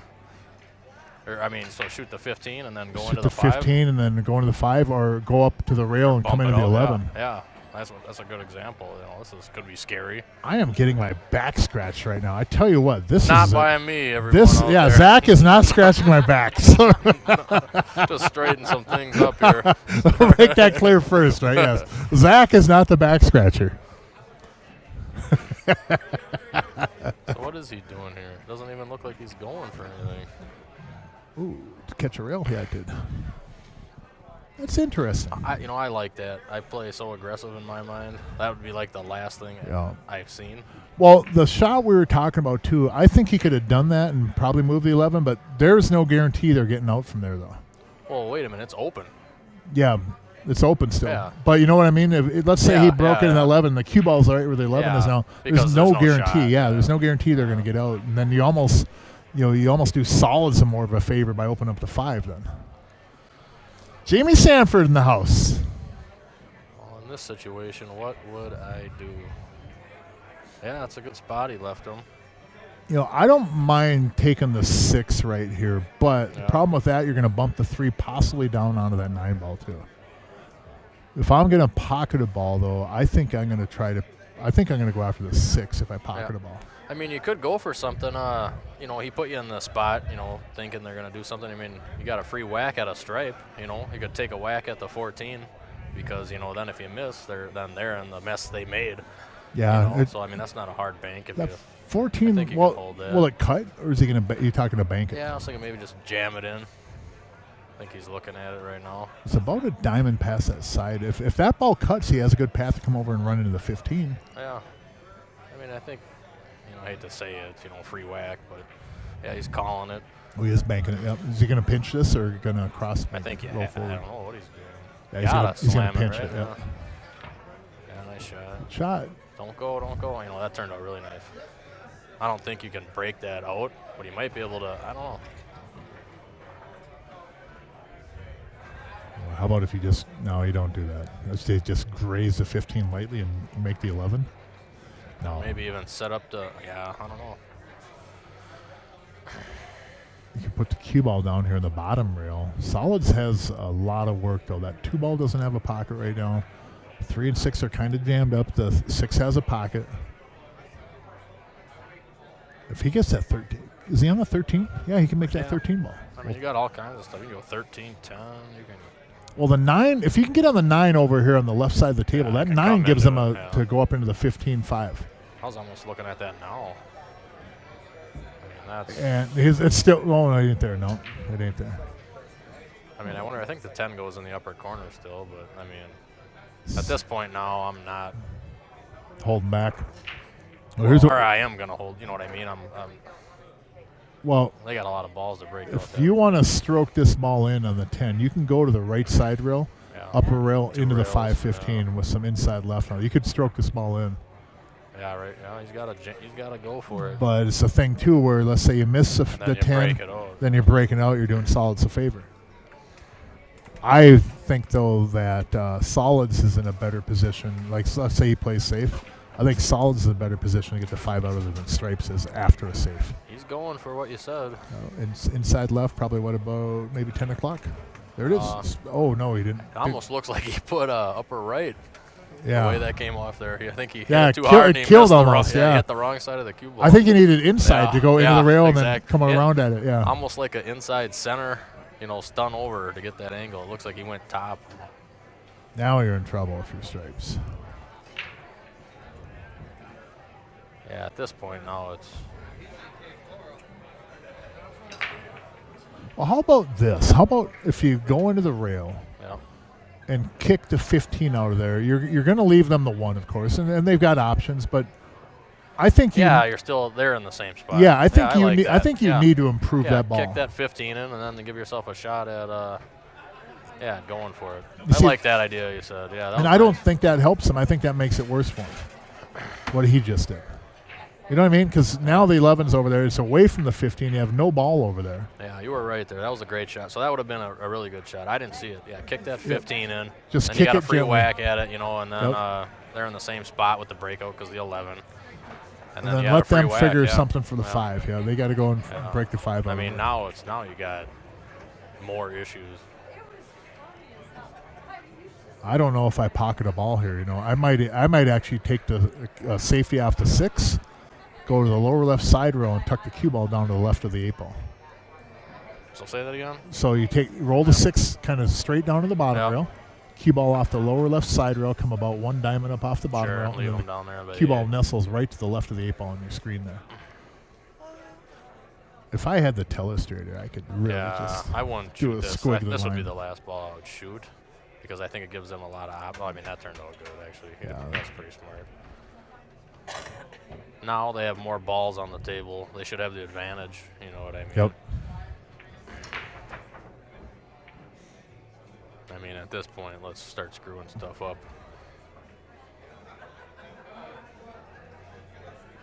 Boy, if I'm Stripes, I don't know. Maybe is there something with the 15 you could really wrench it and bank it back and then come down? Yeah, that's just. Yeah, Here's what that's I would just- do. I would tickle the 11 on the left side of it, see where the number is, and I'd bring the cue ball down to the bottom row where that chalk is below the 7. get 'em on And there. try to get to the left side of that 7 maybe. Make their 4 ball. That's a good shot. Yeah, too. that'll work too. They got so many That's a good options out there though. I kind of like getting the cue ball down there, but Well, see how this works out. Well, if I'm Mike now, instantaneously, how am I breaking out the 5? And if this 3's there, 1, 2 rails, I mean, that would be a game-winning shot, I think. Yeah, you go Or the 2, you could even shoot the 2 and then bump out the 15. shoot the 2 Might up in the not be upper a bad corner. option. But then he's kind of treetops. But yeah, that's what I'm thinking is how am I breaking out this 5-15 for the win right now? I think he's going to play a safety. I'm He aggressive might. here. I won. Yeah, I'm aggressive. I'm aggressive here, I'm too. one. I'm this ball, 1 rail into yeah, the this 5 this hard. shot here, yep. You know what I mean? And he will put some little Yeah, bit of upper inside on it. inside. Yeah, that was a good shot. Man, how'd he hit it? Very nice, very nice. You know, it came out funky. You know, kind of right in between everything. Yep. I mean, Have to I take the still think, 5. yeah, I still think he's got shots, but just kind of landed right in the middle of everything. Because the 6 will get you on the 1 and the 7. I don't like taking the 6 right now. Yep, I like 5-6, 1-7-2-8.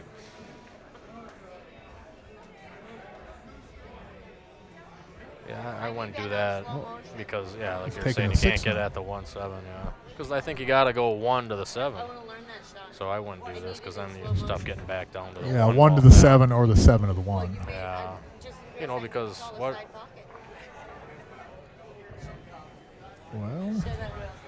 I mean, I think You know, I can't tell if he can shoot that inside and hold it for the 1, but he can go up in the corner and come back down. I think he's going to try to get on the 1 here, yeah. unless he wants to go up to the 5 and have him float down. But then you're putting all your eggs in one Yeah, basket of him getting down perfect. I like going up in the corner, Yeah, like you coming said, down, over to the side rail and just bring it straight across, get on the 1 or the 7. Either one of those balls goes. Oh, taking the 5? I No, wouldn't do he's got to that. take the 2. I don't think he can go on the side and get down on those balls by drawing it either. I think he has to go up in that corner. He's got to punch this over just past the spot here, get on that 1 nice and straight.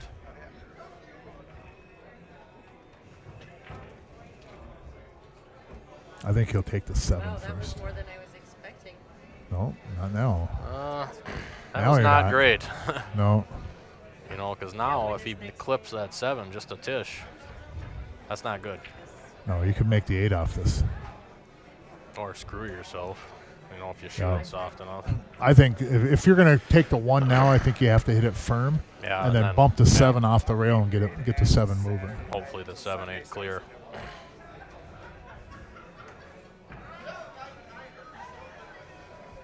Yeah, you don't want to try to just miss it and nick it because then that'll really screw things up.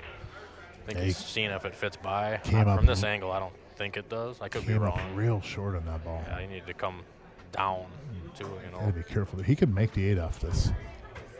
It's a dangerous shot. I'd draw into the 7, try to hit it more square. Yeah, Oh, that's now what the I'm- 7's tied up. You know, and now advantage. Well, yeah, he's got a horrible angle to do anything. Just kind of right in the middle of the cross bank to get down there, and that's not steep enough angle to make it happen 3 rails. Is he going to try to go 1, 2, 3 rails? Or I I don't don't like know if that he's either. got the angle. I don't mean, think so. He's on the right side of the ball, but you really gotta whip. Oh, he's calling safety or something. I think he stuck the hand up for a no call. Yeah, I don't think he can force it in and then go Yeah. around a few rails and run it. If he does, he might even make the 7-8 combo. A lot of bad things can happen down there Yeah. by taking this 5. I like having the 5 still in play somehow, but Stripes is in a really good position on this one. Wonder if he likes slicing that 5 as best he can down by the 8. Kind of leave it in the pocket down there. That's what he's looking at. Or maybe he's going off the 15, sending it that way. Maybe Get try it- to bobble it. Yeah, as try to close as you bobble can it. to bobble Get it down there. It gives you a ball near the 7 so you can move it. Combo it or carom it or something. That way that 8 screwed more than. Yeah, I like that. Might as well thin it down there. Oh, he just missed. I think he wanted to hit that 15 just a tiny bit. I could be wrong, but I think he wanted to hit it and Have it carry him down, Yeah. trickle down. Yeah. or stop a little bit maybe before the 8. Yeah. I think maybe you might have hit it just a titch Like right hard. where Dan's hand is, somewhere in that Yeah, area or right there. just some Yep. for the breakout. I like that too, because that way you can actually, if you're going to carry him off that 15, you don't have to do as drastic of a cut. Yeah, or maybe it fits. I can't tell.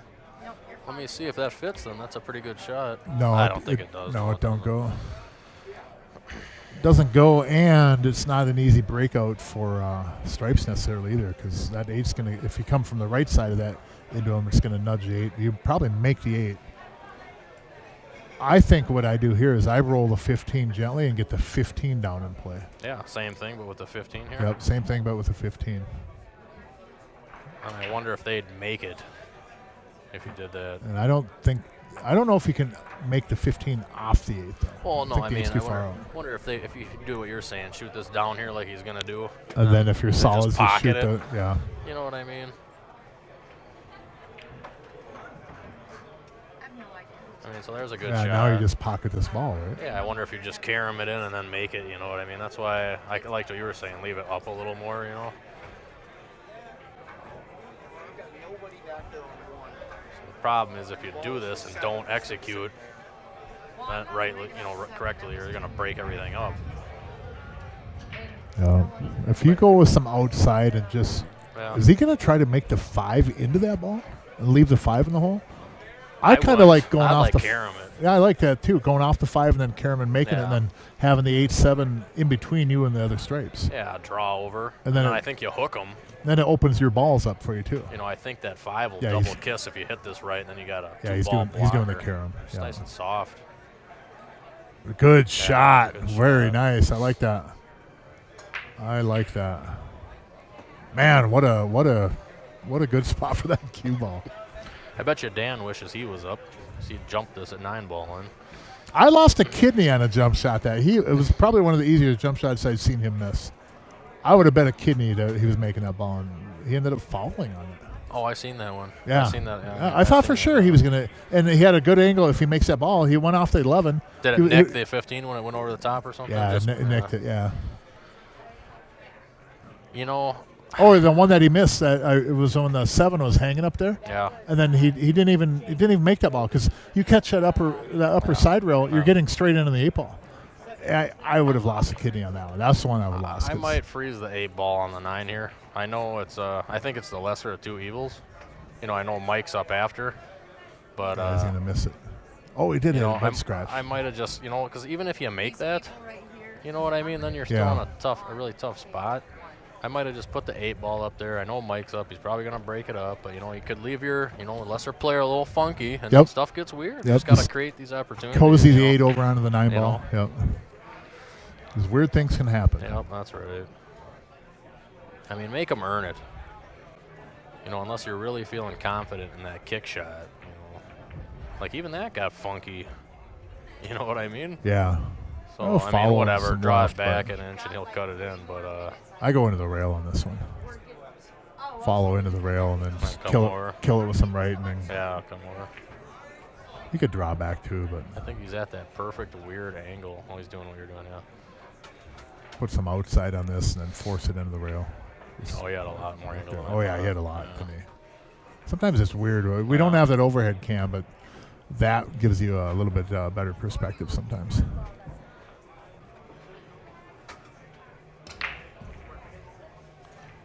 Nothing. Nice leave. Needs a Zach Boss break. Huh? Nice leave. Stevie Johnson, Ron St. Pierre, table 13. Bummer. Corey Johnson, Josh Wallstrom, table 12. Yeah, this is a tough starting spot here. Well, Dan, I jump mean, it and make that ball on the side. Even if you make it, what do the He- rack's a little. He does have a kick though for the 7. Yeah, There's if a you one-row want kick for the solids. 7. Yeah, It's always tough starting off with a hard shot on a group of balls you don't want. yeah. I mean, I think I would go with stripes here if I had that. I would option. like stripes, but Yeah. I think solids is runnable though. That 3 and the 1 kind of gives you good angles to come down and break stuff, but he's gonna play safe. I'm down 4-9. I think I'm gonna kick for that 7 ball. I need to get control of the table. He left Because him a now very you're just easy gonna stop get shot, get safety, safed yeah. behind. Mike's like a evil mad scientist with safeties, man. You don't end up in a good spot when you play safe. He's hit several in this match, and now you're in the same spot. And now you can still you don't have a kick for the 7 now. Could jump and then make the 15 to the side. Or if I almost pretend bank like I'm this trying to inside. go for something and miss on purpose and see if they mess this up. Bank combo. Oh no. Yeah, that's actually. I don't know if he was doing that. You know, I might have did something like that on purpose actually, because it's. Let's see him run this. Now with that 9-10 up there, you still like stripes or do you like solids better now? Man, there's just nothing to break out this 2-5 down here. Does the 5-14 doesn't go off the 12, 14 off the 12 and make the 15, does I it? still kind of like stripes because I think there's options. Like if you do a little 10-7 combo, I think there's like a safe option, and there's options. And even though it's out there, I think if you still come down in that corner by the 7 with the cue ball, I think they both go by the 6. So I mean, just the whole cluster down by the rack. What do you start out with then? Do you bank the 13? Well, he's got the 15. You got the 15, but you still have to solve this stuff down here. The 13 goes in the lower right corner. I think I go to that 10-9 first. I don't know. It looks like he's. Is he? Yeah. Yeah, I think I would have went to that. Shot the ball and got down to the 10-9 first. Now Mike does have a shot on the 4 to go 2 rails up into the 8-5 from on the bottom rail. Yeah. He's got It's two, nice the duck sitting there. The 2 might get pushed over towards that 12 too much, though. But I think I'd fire away at this one. I think this out hit He's with gonna some hit pace. this. Yeah, he's gonna hit this pretty firm, ain't he? Yeah, I'd hit this one hard. Oh, you went. Oh, he missed it. I wasn't expecting that. That threw me off. And he didn't break it out either. I guess because he missed. But well, now I draw into the 14 ball. I think here, or set up for the There's a couple ducks. There's some options now. You should be out here. You know what How about this, though? If you want to play defensively, roll the 10 into the 7, put the cue ball up on that upper rail. And then they don't have anything as for your solids. I mean, it's weird to play safe like that with all these balls, but look at that. You put the cue ball up there. You open up that pocket. You make the 7. Cue ball's up on the upper end rail. You can't cut the 1. The 3 goes maybe down here, but I don't want to shoot that ball. And if you get the cue ball on the right side of the 9 ball there, you might not even be able to shoot that. Right. Maybe that's thinking too defensively. Edwards, Power, table 18. I just don't really like the idea of that 10-9. I mean, I know you can get there on those balls, but... Or just do a stop shot, let your partner figure it out. Don't do that, whatever you do right there. The stop shot, let the partner figure it out. All right, I'll be you back hear that, a little Ken? later. That's what you got to look forward to. All right, good luck over there, Zach. Thanks for hopping in. All righty, Zach has a Friday night tournament match to go to, so appreciate him stepping in for a few minutes. I will be grabbing my phone here next opportunity I get, so I'll check the YouTube chat. If anybody's got any questions, things like that, feel free to fire away. But Dan Thompson back to the table, and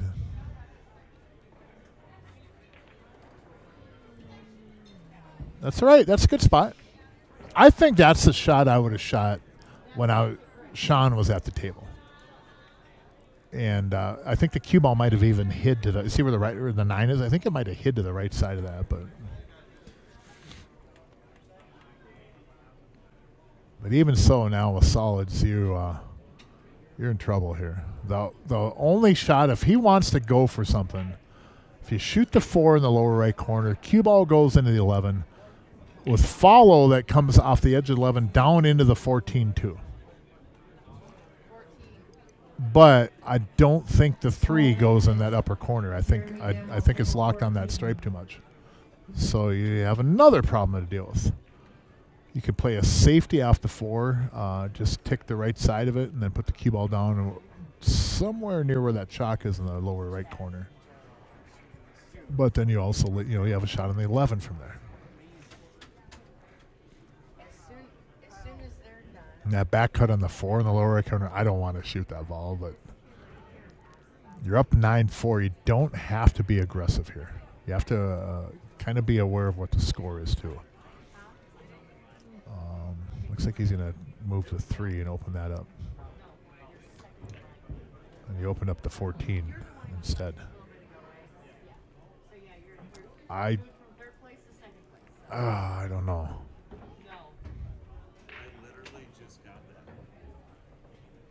Oh, you just got that now? Thanks, Billy. I messaged Billy. I think that was like at 10:30 I messaged. I messaged Billy something at 10:30. He just got it now.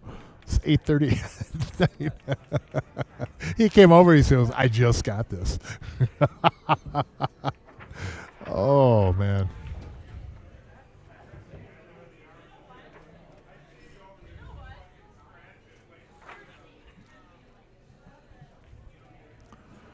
Doesn't look like pull tab puller is pulling a lot of winners. There's a line at the ATM right now. Jay's over there. It was quite the line there a minute ago. But anyways, Dan Thompson on stripes. I think Matt did stripes a favor with that shot. But that stripe would have gone in that upper corner pocket anyways. You know, I think the thing that I don't like that Matt did is that he moved that 14 ball for him. It's not like it's easy out from here, but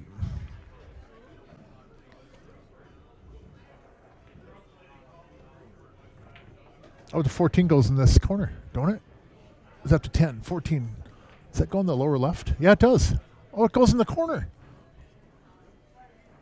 Oh, my goodness. That was a catastrophic error then. The 14 goes. All you have to do is stop shot. Stop shot. And there you go. Oh, my goodness. Mr. Krieger, when you watch this on the rewind, you solved their problem ball for you that time. You open up their 14, and it's going to cost you. Man. Bump into the 8. Just like that. Well done. Nice shot, Sean. And it was 3-on-1 in that game. Just kidding, Matt. Just kidding. Get this game. You just can't. You got to at least pick up 1, but 2 games would be very nice. Man, oh man, look at this table. Holy cripes. The 7 goes. The 7 will go. That'll open up things. I don't think he can make the 4. That would even be a better shot to open things up. But I'm pretty sure the 7 goes. If he can make that 4, then it gets real easy. Oh, he can. Yeah, 4 into the 3rd. Run the cue ball into the 12. And off you go. You got to hit that a little bit firmer, though. And now here's going to be a safety. Yep. This is not going to be good for stripes. They're not going to be in a good spot for stripes. Oh, my goodness. Look at this spot he's going to end up in. Look at here. Oh, no. Oh, boy, oh, boy. Mike? Look at Matt and Mike. You want to shoot? Oh, man, this is tough. Tough. There's a very good chance he's going to hit a ball, but I think it's almost the percentage of not selling out this game now is really, really low. For stripes, it's really, really, really low.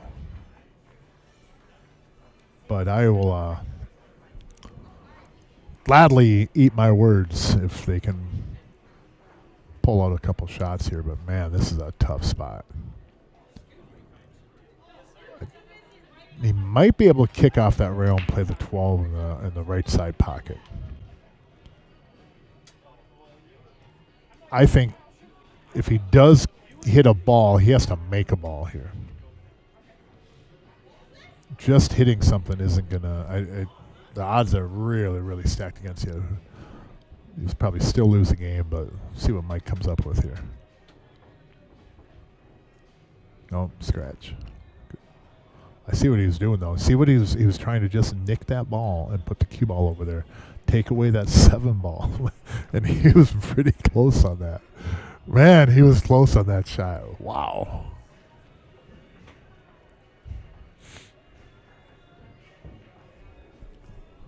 So everything goes.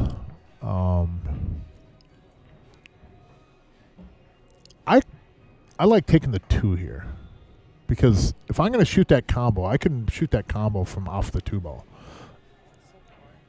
The 2's not hard to get to, but with ball in hand, I'd love to just cut the 2 in, bring the cue ball right up table. I have the same angle on this combo.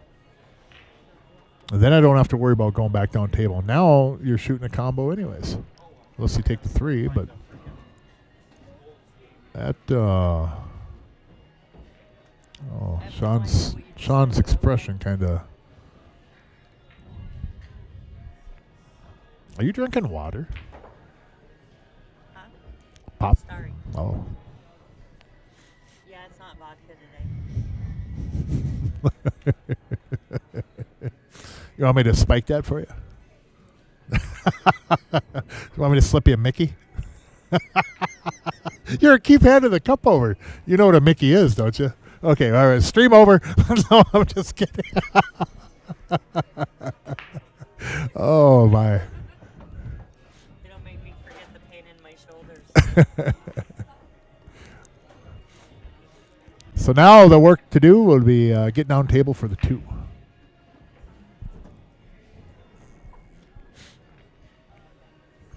Not impossible, but the way the 6, 5, and the 3 are laying, I don't like getting back there now. I think the best route would be the 6 to the 5. 5 goes Z shape. Right here, this will work. Take the 5 in the upper left corner. You come across below the right side pocket with the cue ball, and then that goes over towards the spot, and then it puts you on the 2. The thing that Sean will have to do is he just has to avoid the 12, avoid the scratch, and avoid the 11, and avoid the scratch in the lower left corner.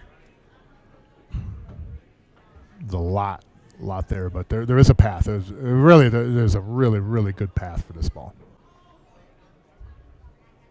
Dan put him in a good spot right here for where the balls are laying. This is a good spot.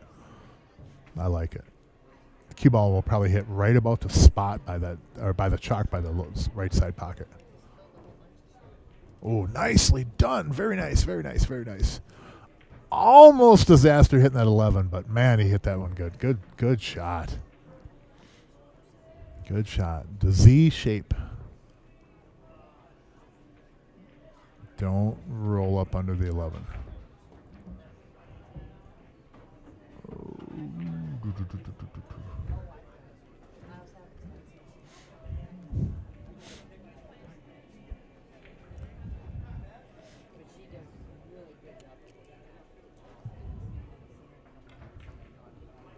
Uh-oh, 15's in play. Oh, boy. Well, jump stick. Oh, my goodness. And that wasn't Sean's fault.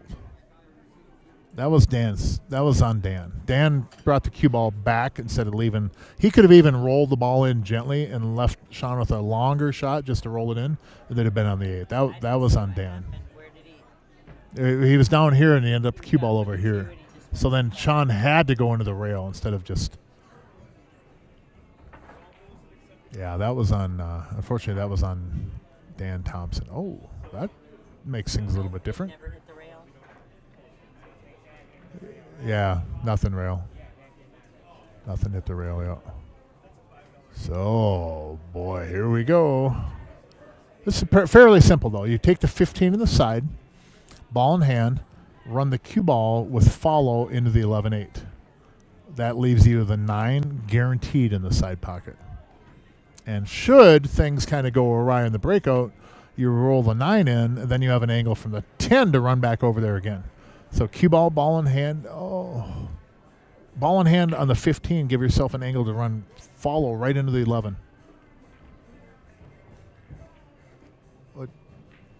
Well, I think Mike's going to play a safety here. I'd be very surprised if Mike doesn't call safety here. Yep. Put the cue ball. Is he going to bank the 12? No. Say bank the 12, put the cue ball back there.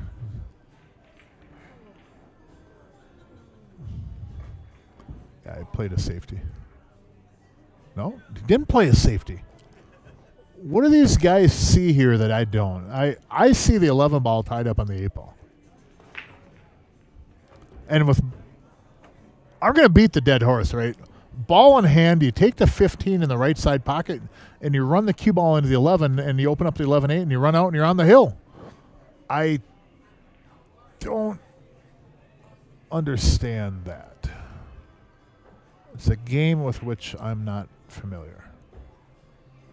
And I'm not trying to be hard on Matt. Matt's a good friend of mine. I'm not trying to be overly critical. You have ball in hand, and you have 6 balls on the table, and you can solve your problem ball. Now you just might as well just do a safety. Try to maybe set it up to break out the 11 ball with ball in hand. If I'm stripes now, I start shooting. If I'm solids, I start shooting stripes in. How about this? Shoot the 15 in the lower right corner, carry him into the 10 with the cue ball, and make the 10 in the lower left corner. I literally, I may contemplate start shooting stripes in and moving them at least away from that 11-8, making it hard for them to break it out. Put those balls in other parts of the table. I think if you hit this, you're going to open up that 11. If you get a legal hit, no, he's hit it pretty good. There, boink. But you're just going to get safety right back. I hope I'm not going to have to go over and watch a hit on this 8 ball on a kick off the rail. I'll let these guys figure it out. My phone's in the charger. I can't. I did figure out how to slow-mo, so slow motion on my video after having a phone for how many years. Safety here. Take away the kick. Well done, Mike. See what he did there? He put that 10 on the natural path to get a hit, and got the 10 in the way. So now, this ball is hittable, but he's going to have to come off the rail and then maybe spin into it. I still think that I start shooting stripes into the pocket. And this might not be a bad play either. Roll the 15 onto that 11-8. Gentle. Good shot, Dan. Good pace. There's a mess. Now, here's a simple way to get out of this, so if you're stripes. Put the cue ball in a straight line of the 11. Call safety and stop shot, and then the 11 and 15 clear. The cue ball stuck on the left side of the 8 ball. And you're solids. You're in a lot of trouble.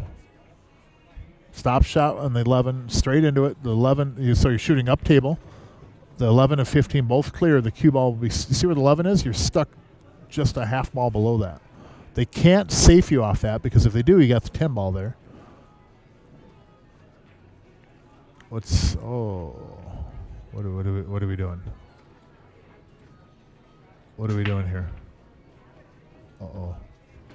Don't run into those balls, because that 8 is going to open up. Well, that'll work. Made me nervous, Matt. I'm not going to lie. It made me nervous. Now, if you're stripes or solids now, if I'm Sean, I'm moving that 12 back up table. Maybe even I'm going to try to bank it up in the upper right corner pocket. I want to get that ball as far away from this 11-15-8, though. Bank it. And if I can make it, it'd be great. Leon Bang, Mike Lowe, table 8. Yep, just like that. He tried to bump the 10, too. So, again, the shot is still here.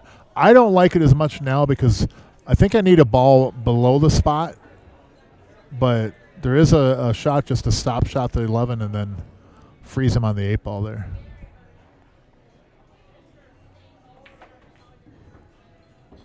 Be really surprised if, yeah, he's just playing a safety too. He's going to get the 10 over close to him.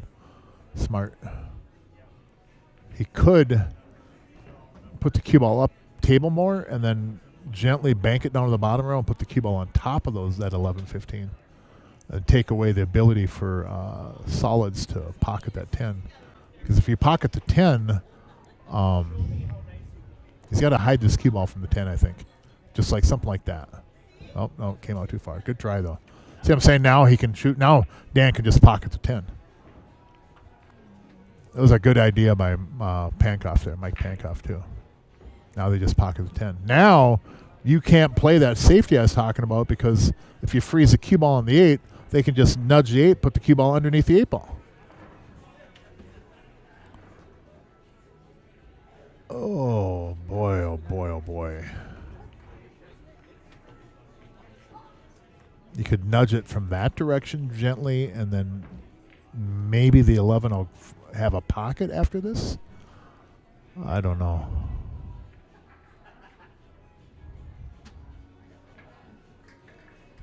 Yeah, Solids did the right thing though. Started making stripes, taking their assets off the table. Careful on this because if that 8 moves out of there, you leave a kick to the 8. Might not be able to make the 8 on a kick, but you can hit it and then see.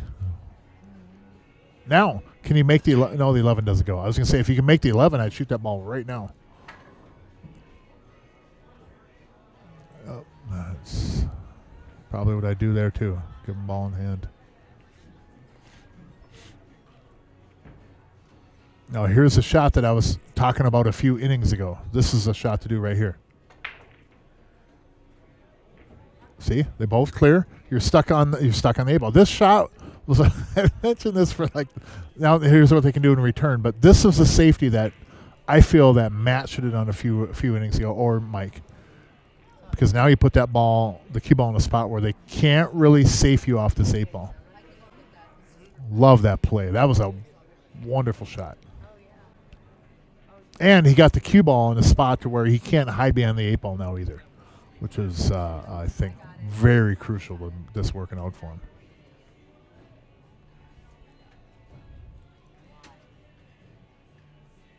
See, now, if Stripes had a couple more balls on the table, it makes it even tougher for Dan in this situation. But I don't wonder if Dan can go thin off the left side of the 8, go up table with the cue ball, over to the left side rail, and then down to the bottom rail, like in the lower left corner area, sit the cue ball down there, and make it at least a tough shot for them. This is not an easy shot when he's going to try and use your marker. Might have to get Josh Wallstrom over there with his phone to record this one. He's going to try to bank the 8 cross side. And if he shoots away from it, it'll be a legal hit. It'll be a legal shot. I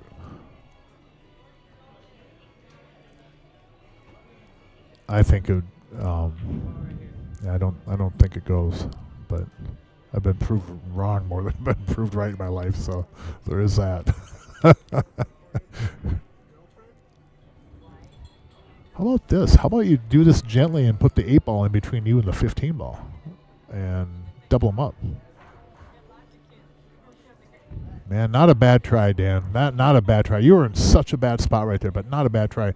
And I love that shot that Mike Pankoff did. I really do. I think they should have done it a couple innings ago, but it's still going to give them the result that they wanted. So, man, that was... He put that cue ball in a really good spot on the 8 ball, too. Took away the little, how you can tickle it and kind of hide behind it. Took that away from him. And Mike's safety play is... exemplary, in my opinion. Probably some of the better safeties we've seen in these events. Plays so smart.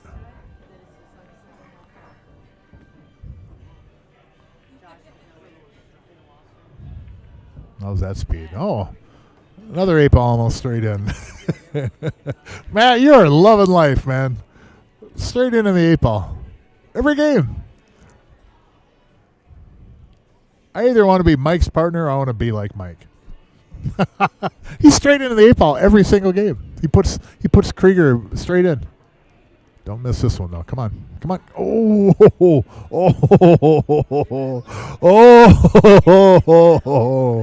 that one almost rattled. Oh my goodness, Matt. He could have come back on this rail and just tapped the 8. Tapped the 8 and then went down and tried to get behind it too, yeah. Yeah. I think he had other options there than trying to bank. Trying to bank it, you're going to lose the game for sure. At least if you try some kind of a safety, you have a chance. But trying that bank, you're selling it out. And I don't blame him for trying it either. I mean, you're down 5-9. You gotta make something happen, but I don't know. I think I might have tucked my tail and tried to safety back. Not a very good angle on this. No, it'll work. He's got the 7 still. 7 and 4. Solid's got pockets. Every ball has a pocket. Your back's against the wall, guys. Come on. I know you can climb back from this. And that's my rooting for that team. And now for the other team, I know you can close this out. So I rooted for both. Sean Mitchell at the table. Again, we do have a doubleheader, another match coming up shortly after this. So wipe the table down, run the pool balls through the cleaner, and take a few minute break. Maybe I squeeze in another piece of cheesecake. That would be number 2 for the day. Not advisable. How about some carrots? maybe I'll get some lettuce from the kitchen instead of cheesecake. What's the over/under on me getting lettuce? What do you guys think? Oh man, did he miscue? Did you hear that when he shot that? It sounded like a miscue almost.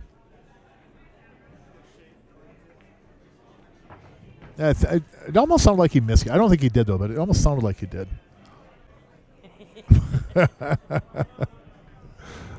Are you here all night, or you leave usually like once it gets rolling? Yeah. My fucking shoulders killing me. I've got little tingly. Oh, do you really get nerve stuff going on from it? I pinched something when I was in Vegas. Most of my matches I shot injured. What kind of calisthenics were you doing that you hurt your shoulder? Leslie Noonan, the tournament director for the weekly. She was telling me she had a pretty good run out at BCA for the women's, for her division. I think there was 400 and some people, and I think she ended up with 9th through 16th. I want to say, but made it in the final. Made it in the final 64 bracket. Won 2 matches and then lost. Good run with 400 and some people in the event. That's a good run. Very good run.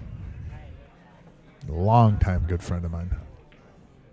Everybody in pool knows Leslie. She does the MPA events here, the Friday night tournaments and stuff, and other events as well. No, it's all right.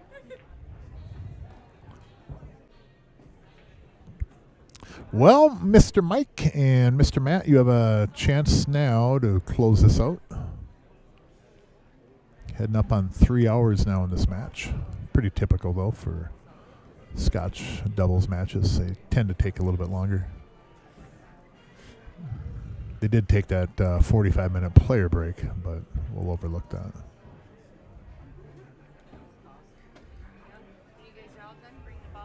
Like 5 minutes was all.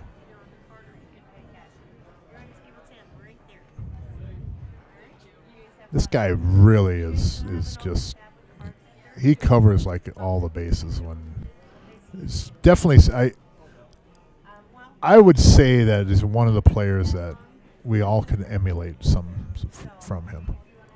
He's very accomplished, well known throughout the country too, and just plays the game right. You know, thinks about things properly. doesn't really get all crazy with the cue ball, and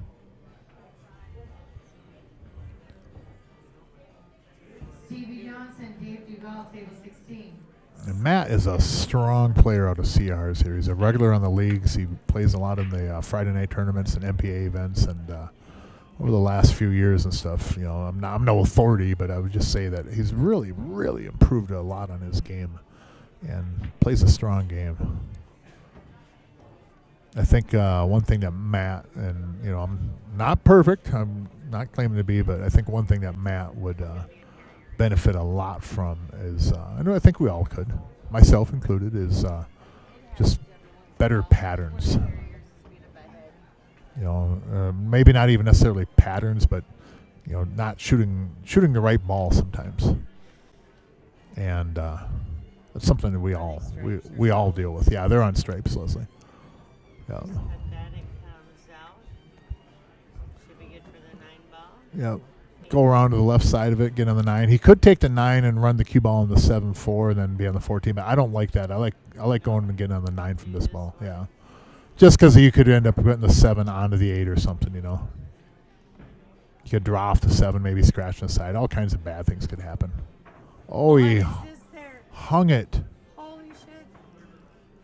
Oh, my, oh, my. We checked them.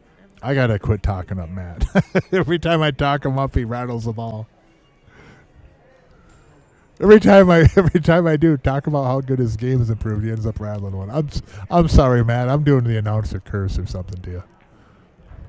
I don't mean to. Uh-oh. Did he leave him the 9? No, he didn't. He's got to jump this. Yeah, almost came too far on that.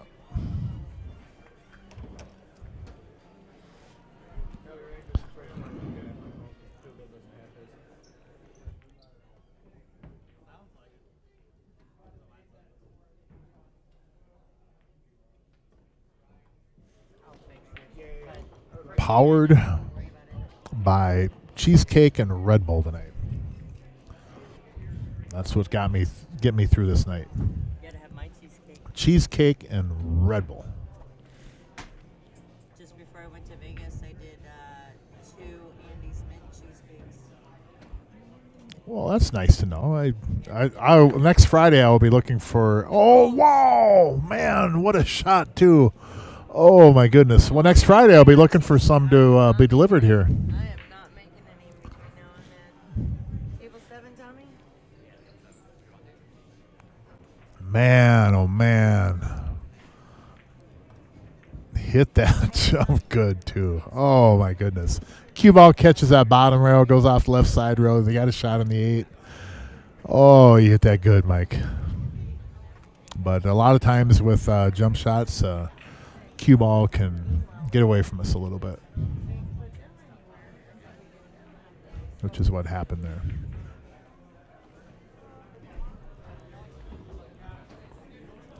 So Sean and Dan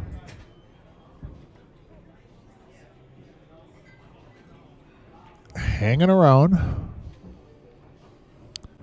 and every game they get now, oh boy, every game they get now, the pockets start getting bigger for them and they get smaller for Mike and Matt, even though they're on the hill. But you got to get through this one first. Dan put a little bit too much juice on that. He didn't have to really even draw back. He probably could have just stayed up there and let Sean just shoot the 8 in the lower left corner.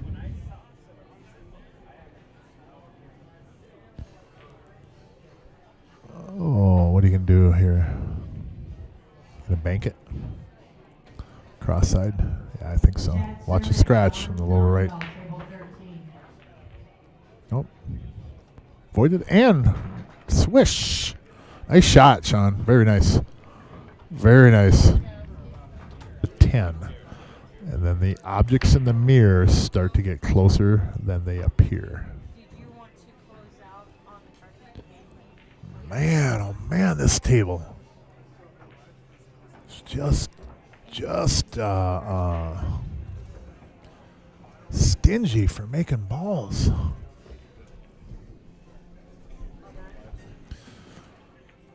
Shoot the 3, run into the 2, 14, 10, and spread them.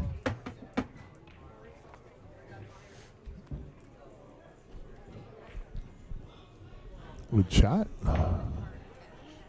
7 has a pocket now. The 2, I believe, will go into the 6 on a combo. And 4 goes. 1 goes.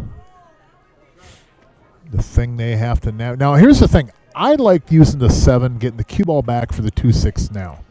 The reason I'd want to go that way is that if I shoot that 2-6 and something goes awry up there, I've got the 5 right in front of the side pocket as my bailout ball.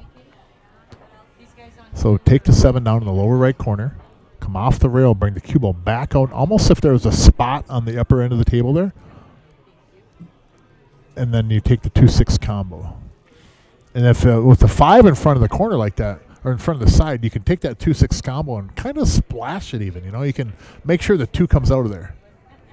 But that's what I shape off here. I go after that 2-7 combo. He missed it. Uh-oh.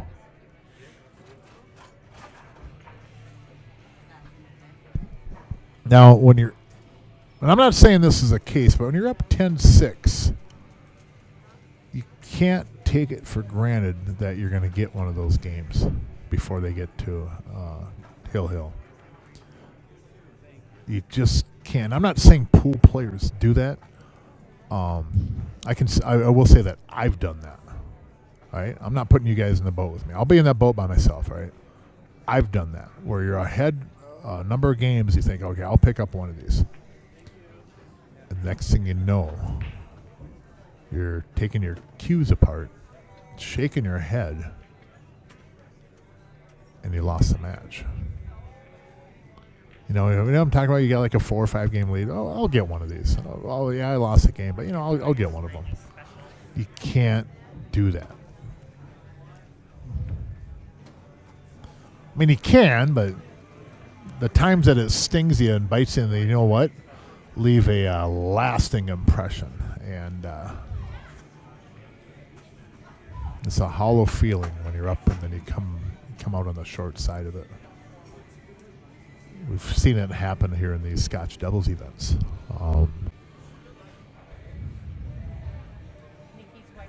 Sometimes dramatically, a large number even.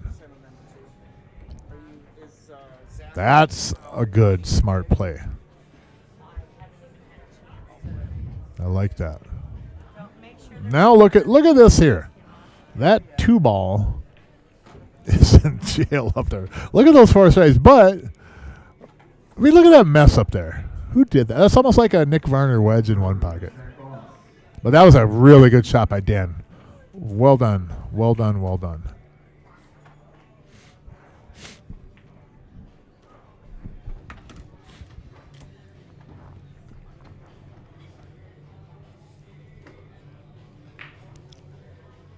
We're just at 3 hours and 11 minutes. And this really could go in, well into 10 o'clock, this match. If it ends up going to Hill or whatever. It very easily could be 10 o'clock before this one's done. That would be a 4-hour match, which none of them have really been playing slow either. That's the thing. They haven't really been playing slow. They're not playing at a bad pace. It's just sometimes when you get in a situation like this, I can't blame any pool player for taking more time for this situation. I mean, 1, the score, but 2, what do you do? What do you do here? So you see where it says practice serve goes blah blah blah. I can't read the whole thing. And then Budweiser. Kick the 11. Kick off the side rail. Kick the 11 over to the right side pocket. It goes. And then you're actually probably in a really good spot to tackle those 4 balls up there.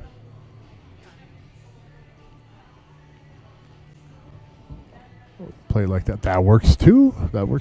Does that 15 go? It does go off the 12 into the 2 into the 15. That's one option. You're kind of playing into the pool gods to throw you a bone, though. If I do that, let's see where that 12 is. Come off that upper side of the 12, run into the 2 ball, make the 15. If I do that, that 12 goes off that right side rail, banks right down towards the 8 ball, and puts the 8 ball in the lower left corner. Yeah, see where Dan's looking right there? He's even looking. Okay, that 12 is going to go to the rail. Come right down towards that 8 ball. That's my result. I don't think it'll happen to Dan, though. Dan lives too good of a life. Eats his Wheaties. Does his morning calisthenics. 2 things that I don't do on a daily basis.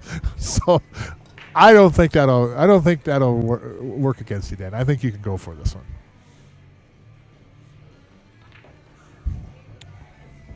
Even better. What a good shot. Man, that was nice. Well done. Well done. Well done. Very, very nice.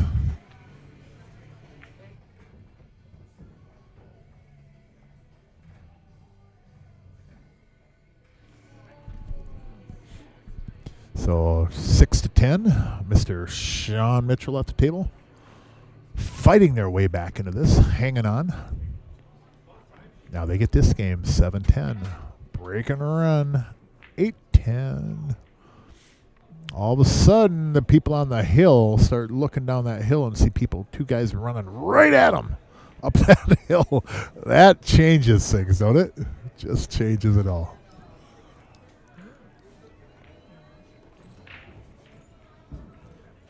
Well, good ball, good ball. So again, Mark Weaver in the booth, CR Sports Bar, Coon Rapids, Minnesota. If you have not previously, hit the subscribe button if you could. We certainly appreciate the support. And then, of course, thumbs up or thumbs down, or however you feel. Been a while since I've been in the booth, but I am back.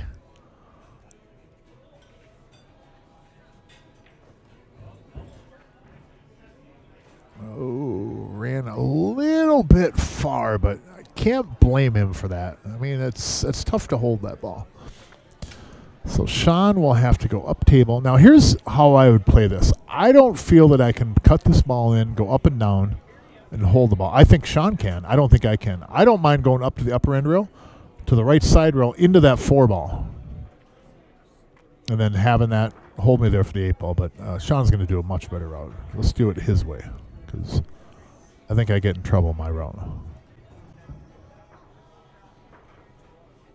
Oh. Almost, man. That was almost, dude. He obviously needed to miss those balls completely, but it's not an easy shot from where he was. Yeah, Dan's going to have to either cut this in the side or cut it all the way up in the corner. I don't think it banks cross-side with the 1 there. And if he does choose to cut it up in the corner, the 7 ball is a really good stopper down there in that bottom rail for that cue ball scratching in the corner or just going awry.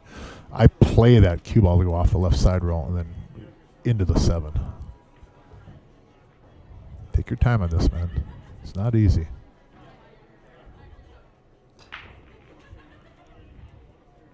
Good try, good try. A little bit outside, though. So the 2 ball and the 5 ball is really the only trouble right here, which isn't much.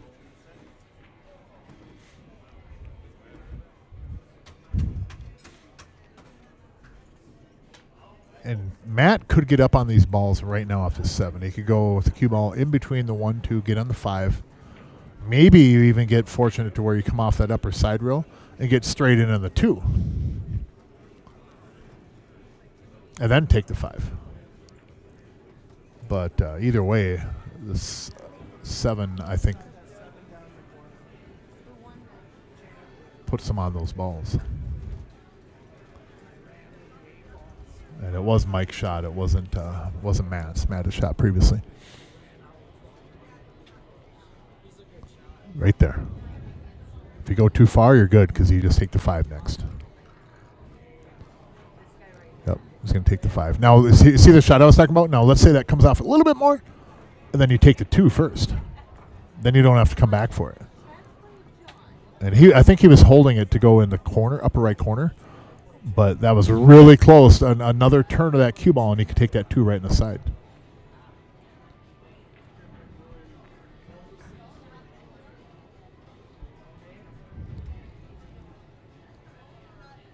You don't shoot it now, though. You come back for it. Use the 5 right now and just come over to the left side of the table and get on the 2. I think Matt's going to go a different route, though. I think he's going to get on the 4. I don't like getting on the 4, though, from here. I don't like doing that, holding that ball either. I don't think you're going to do that. Nate Johnson, Jeff Austin, table 20. So he's going to have to go. Well, that'll work. He did hold it. I'll be danged. I learned something new.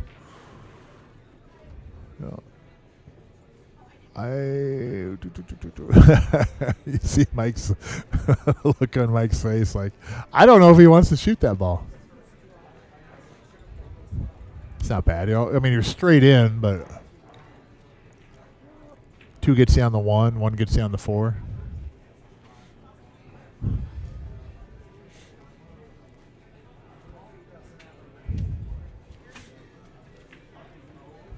Oh, taken in the corner. Probably better. Who was it? Was it Buddy Hall or one of them said always take it in the corner instead of the sides? Not always, but it's a bigger pocket. I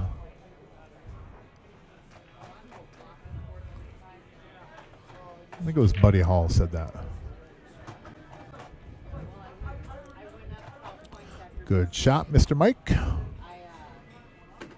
Now, Matt, take the 1, hit it with follow, go off the left side rail, back across the table, and right about straight in.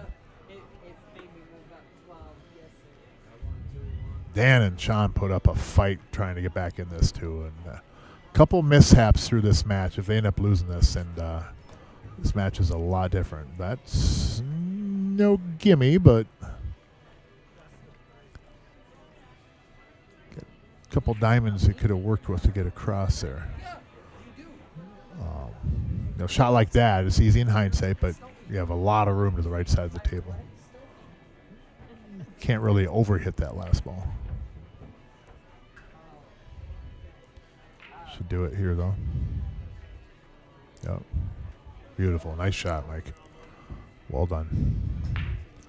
So that concludes our first match. 11-6. Matt and Mike victorious over Dan Thompson and Sean Mitchell.